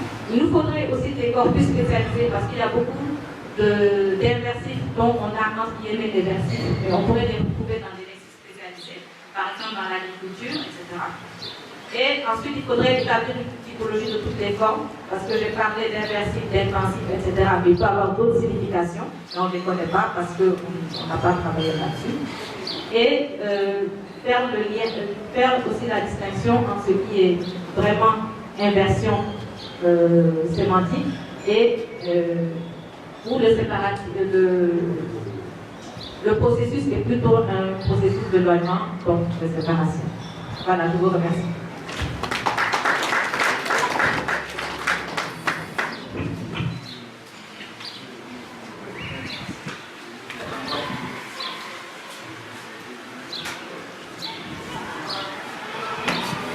J'avoue que je n'ai pas osé interrompre un discours aussi savant. Je dis, bon, entre spécialistes, on va apprendre les uns des autres. Et il me reste 10 minutes, 10 à 15 minutes pour poser des questions. Alors, il ne s'agit pas de refaire la conférence. S'il vous plaît. Faites un commentaire si vous voulez faire, mais bref. Ou bien poser directement des questions pour que nos trois intervenants puissent répondre. Vous voyez? Bon, vas-y, hein, je ne vais pas prendre une liste.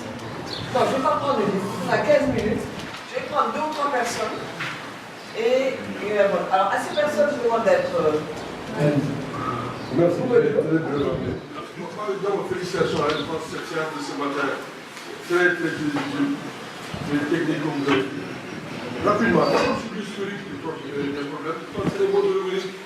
Sur la conférence de Bamako de 66, il avait permis quand même que les pays africains, on arrive à monter à partir de là. Bon, pour ce qui est maintenant également du rôle de l'API, l'Agence de politique internationale, à amener les gens à essayer pour qu'il y ait un langage universel concernant ce problème.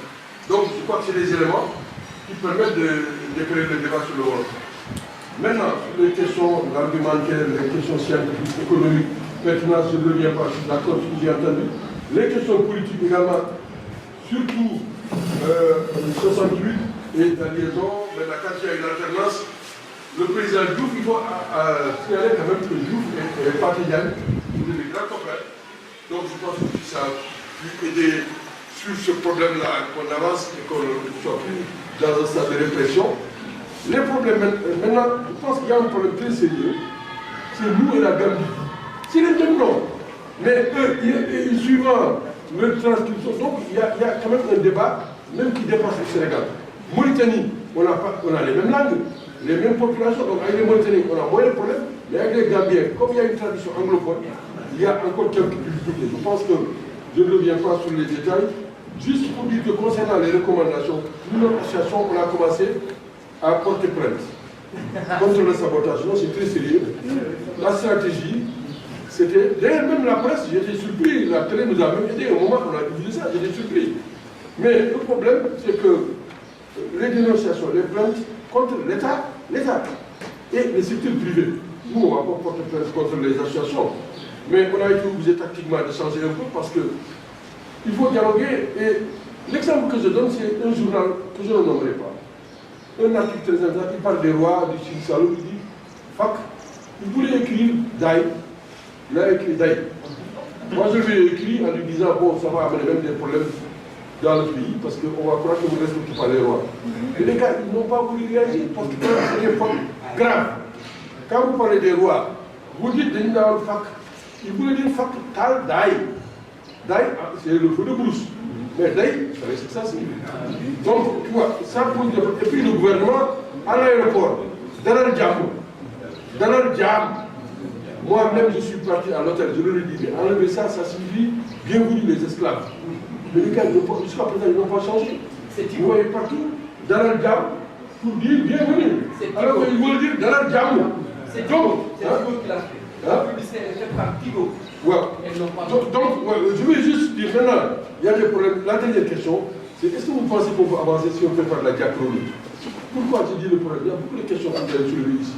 Les Sakadior, ça, tu as ça, on ne peut pas régler ça si on ne va pas discuter avec ceux qui font les langues anciennes, l'égyptologie. Parce que ça signifie fils chez les Égyptiens.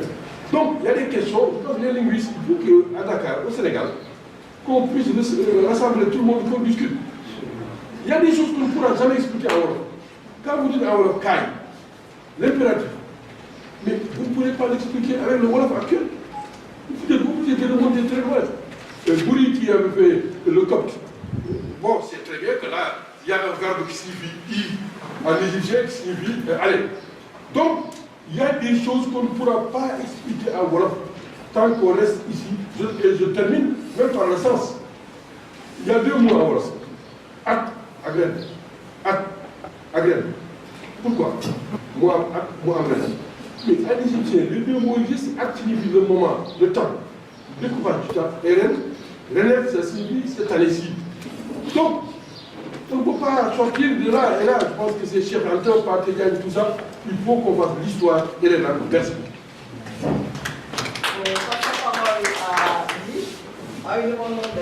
C'est difficile. Ça va être compliqué. Je peux y aller sans micro. Je pense que j'ai la voix qui porte. Je félicite d'abord les collègues pour vraiment les exposés extrêmement brillants qu'ils ont présentés. Alors, j'aimerais insister, il y a un point, je pense, qui revient dans les deux exposés, c'est la non-coïncidence des normes orthographiques avec les usages et du fait de la variation. Le professeur vient de le dire, diachronique, donc dans la durée, la variation de la langue à travers l'histoire, mais également variation chronologique, stylistique et même sociolinguistique, parce que Thierno l'a dit quand il a parlé de Kaokao et d'Urbain, donc il y a une variation de ce point de vue-là. Bon. Maintenant, on est, pour les premières années, c'est-à-dire 68 à 75, d'accord, avec ce fort antagonisme autour des décrets. Une fois de plus, pour moi, il y a deux raisons. Il y a deux raisons fondamentales. La première, c'est que cette forme de polarisation sur l'écrit trahit un fétichisme de l'écrit, à la fois chez le président Senghor et son opposition. Donc, pour moi, ça, c'est une reproduction du modèle normatif français. Donc ça, je pense que c'est un fait. Deuxième problème, là, c'est une critique des linguistes. Parce que le problème, c'est que à cette époque-là surtout, les décrets, les réformes, c'était des grammairiens. Donc une fermeture, en fait, ils étaient dans l'en-soi. Donc pas assez ouverts sur les sujets, pas assez ouverts sur la société, et donc c'était un vrai problème. Donc en gros, si je devais donner une métaphore, quelque part, c'est comme en médecine, des chirurgiens qui font l'anesthésie, qui opèrent, qui font la rééducation, etc., etc. Il y a un problème, donc, de ce point de vue-là. Aujourd'hui, par rapport à aller à une réforme inclusive, celle dont tu parles, il faut inclure des dialectologues, des sociolinguistes, qui vont dire voilà ce qui est parlé à tel endroit. Et statistiquement, c'est telle forme qui est privilégiée. C'est vrai que là, c'est le E ouvert, là, c'est etc., etc. Mais statistiquement, voilà ce que les Sénégalais prononcent, voilà comment ils parlent, etc. Dernier point, sur la répression. Je ne suis pas d'accord avec Aïssal. Je ne suis pas d'accord avec le professeur Bouba Diop là-dessus. Bon, Je pense qu'aujourd'hui, je prends juste l'exemple de la publicité. Oui, rapidement. Hein. Rapidement, juste l'exemple de la publicité. D'accord. Juste l'exemple de la publicité.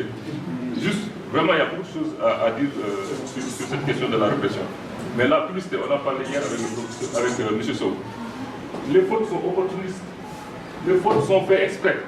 Aujourd'hui, dans le milieu économique, dans la littérature, dans la presse, etc., les gens renégocient la norme parce qu'ils ne sont pas à l'aise avec cette norme-là du fait de la variation. Les publicitaires étudient très bien. Ils savent que s'ils écrivent selon la norme, ben, ils ne seront pas lus et les gens ne vont pas comprendre. Donc, vous voyez, il y a certains mots qu'ils écrivent très bien en respectant la norme, si c'est acquis. Et d'autres fois, ils jouent, ils rusent avec la norme.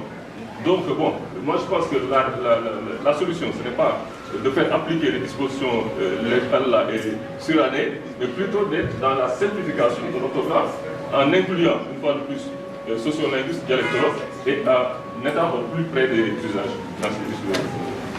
Par rapport à One après sera Ndiaye, ce sera facilement. Alors, One. Voilà, moi c'est un quelques secondes. Voilà. Donc c'est par rapport à Diano et Adi. On a parlé hier de Boris, même ce matin. Je te rappelle que dans son dernier roman, Babel le coach Barman, confronté à certains problèmes que vous posez, il propose des solutions. Il prend sur lui d'écrire, je ne dirais pas comme bon lui semble, mais comme il pense. Et l'exemple que je donne, c'est l'exemple du an. Il écrit le an avec A et T. Qu'est-ce que vous en pensez? Après, on a Ndiaye Sada.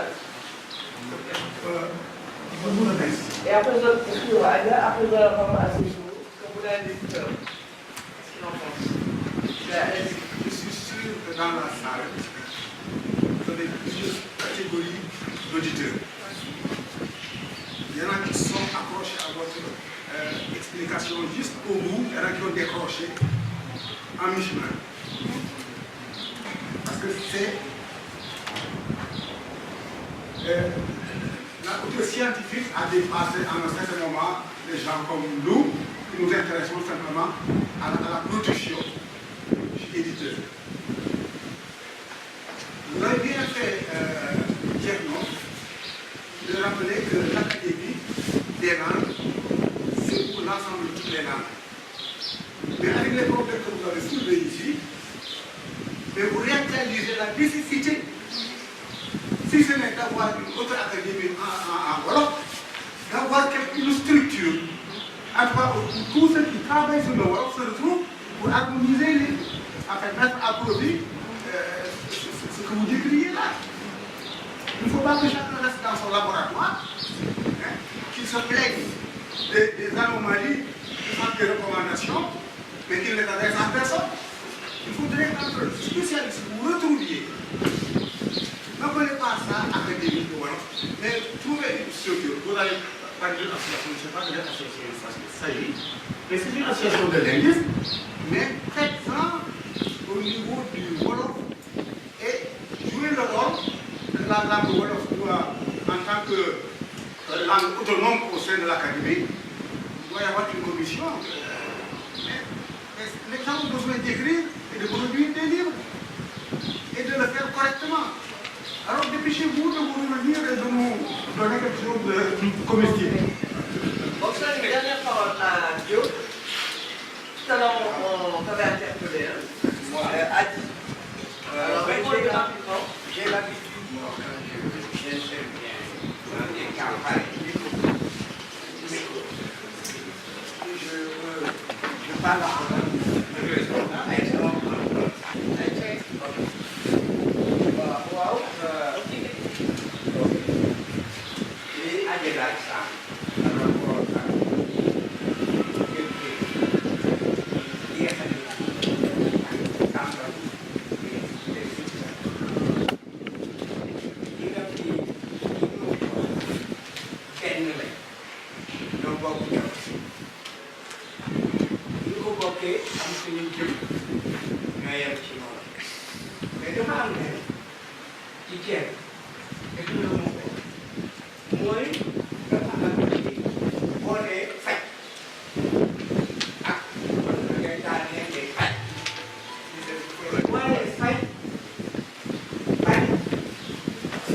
mooy nit liggéey bu bon ci woon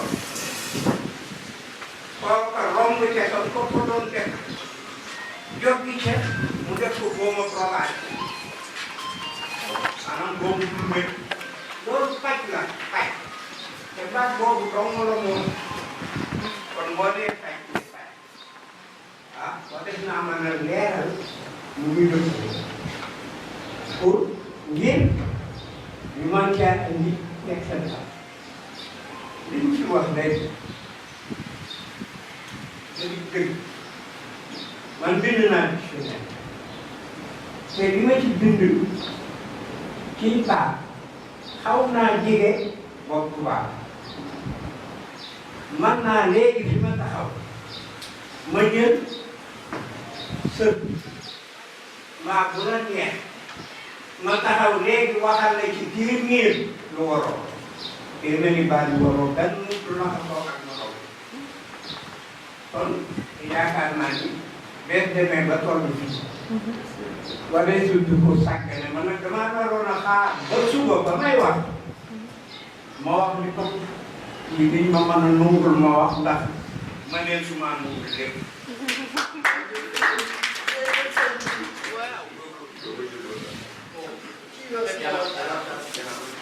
Non, je suis désolée, on m'a dit de faire la police et j'ai vraiment la faire. Maintenant, j'ai passé la parole aux personnes à cette table et en leur demandant d'être derrière. Alors, on va être il y a beaucoup de commentaires de points. Nous remercions pour tous les précisions apportées. Effectivement, pour la conférence de Bordeaux, je ne l'ai pas vu. Je n'ai pas beaucoup de documents sur ça. Donc, c'est un complément d'information et pour vous faire aussi merci. Mais je voudrais quand même pour le rapport Patrick bien sûr, c'est une définition de Patrick Diagne, on l'a fait aussi. Je ne l'ai pas dit, je ferai aussi ce rapport avec les deux. Mais je pense que si Abdou Diouf a accepté ce décret de 85, c'est parce qu'il savait qu'ils ont raison. C'était un problème politique en fait. Il savait que les intellectuels avaient raison. Mais il voulait faire son forcé. Donc c'est pas parce qu'ils étaient amis qu'il a fait ce décret-là. Mais c'est parce que c'était un décret qui était valable. Incroyable. Et donc je suis aussi d'accord pour la diachronie. On est en train de faire la recherche de toute façon. On est encore à 2 siècles peut-être des cultures du monde. Donc les études vont se faire. Et certainement la diachronie sera un moyen d'expliquer beaucoup de choses pour la langue. Donc il faut des études, des projets pluridisciplinaires qui vont regrouper aussi bien les historiens que les linguistes, les sociologues, etc.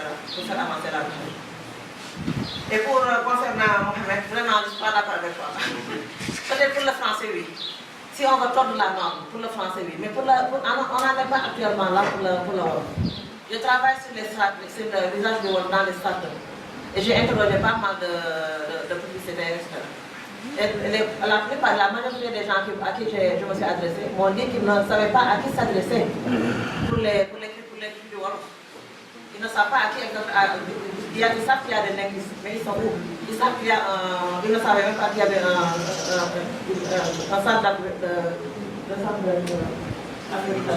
la direction de l'alphabétisation. Ils veulent faire, mais ils utilisent leur background en français pour écrire. Ils ont besoin de s'exprimer en français, en Wolof.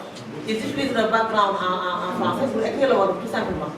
Mais ce n'est pas un refus ni une traduction de quoi que ce soit. Pour le français, c'est valable, votre analyse. Mais je ne pense pas que ce soit valable pour les langues nationales. Donc, je ne suis pas d'accord avec ça. Oui, merci beaucoup.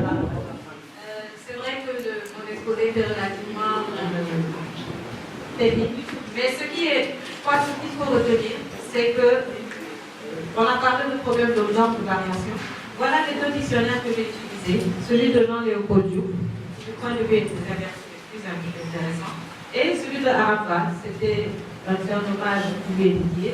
Moi, c'était important de préciser quelque chose qu'elle avait imposé. Mais qu'est-ce qui se passe dans ces deux dictionnaires? C'est-à-dire que même entre nous, on a un problème. Ce n'est pas le même ordre orthographique. Vous commencez à travailler ici, vous ne trouvez pas quelque chose, vous voulez vérifier que chez Léopold, il m'a moi une fois à chaque fois au moins 5 minutes pour changer l'ordre orthographique dans ma tête. Donc je crois qu'au niveau même, linguiste, il y a déjà un problème. Un autre, quelque chose que le problème professeur Boubayouk aussi a relevé, c'est qu'on a besoin d'études supplémentaires. Il y a beaucoup de problèmes. Et c'était en fait le but de mon propos aujourd'hui, de dire qu'on a fait la lecture d'une certaine manière. Et quelquefois, il suffit juste de renverser la perspective pour trouver la solution. Sambou et moi, quelquefois, on pourrait proposer 11 règles pour expliquer l'inversif. Moi, je n'ai pas besoin d'autant, mais à condition de ne pas partir de face pour aller vers Fetchi, mais le contraire. Donc, il y avait toute une grammaire à faire. C'est valable pour tous les exemples que vous avez proposés tout à l'heure. Si on prend fac et pac, si vous prenez la règle de l'affaiblissement, c'est beaucoup plus facile à expliquer de dire qu'on part de pac pour aller vers face que le contraire. D'autant plus que ça peut aller très bien. Vous avez une faute, quelque chose qui commence par un peu, qui va descendre vers le son qui est directement en dessous, avant de redescendre encore. C'est valable également pour le poula, où on a ce qu'on a appelé des alternances consonantiques. C'est moins des alternances qu'on consonne fort qui s'affaiblit. Et quand vous le faites, vous avez des grammaires beaucoup plus simples, donc peut-être beaucoup plus accessibles pour tout le monde. Les pédagogues, puisque les pédagogues ne peuvent pas travailler si nous ne faisons pas le travail. Mais si à notre niveau déjà les règles sont extrêmement compliquées, les pédagogues n'auront pas une manière simple pour pouvoir faire des règles simples. Donc il y a un travail à faire au niveau de l'orthographe, donc relativement compliqué. Je ne suis pas d'accord avec tous les gens, je ne suis pas je n'ai rien dit. Et il y a aussi un travail à refaire pour la réécriture de nos grammaires en utilisant les changements de perspective, la diaponie et la dialectologie. Merci. On va lui répondre à ça. Voilà. Non, on va faire la chose suivante. On se comprend. Il faudrait que nous-mêmes nous occupions de nos propres affaires. Deux exemples. On a mis une affiche. Je pense que ça devait être un concert qui devait se faire, je pense, sur l'esplanade de, je ne sais plus quoi, du Grand Théâtre, etc. On a mis d'une esplanade, une faute très grave, l'affiche n'a pas duré 2 jours. Retiré. On aurait écrit pour manger accent aigu dans une affiche, mais très bien, on nous tuerait. On peut mettre ce qu'on veut pour le corps dans la diamant, mais à la limite, ça ne dérange personne. Donc c'est à nous de nous occuper de nos affaires. Ça c'est sûr. On va se regrouper, on va essayer de régler nos affaires. Pour ce qui est de Boris et de Cédounou et tout ça, ça c'est des gens, on ne peut pas trop. Il faudrait qu'on les retrouve dans les cercles parce que c'est des subversifs. Ils doivent éditer, ils éditent. Et ils se disent à un moment donné, il n'y a rien.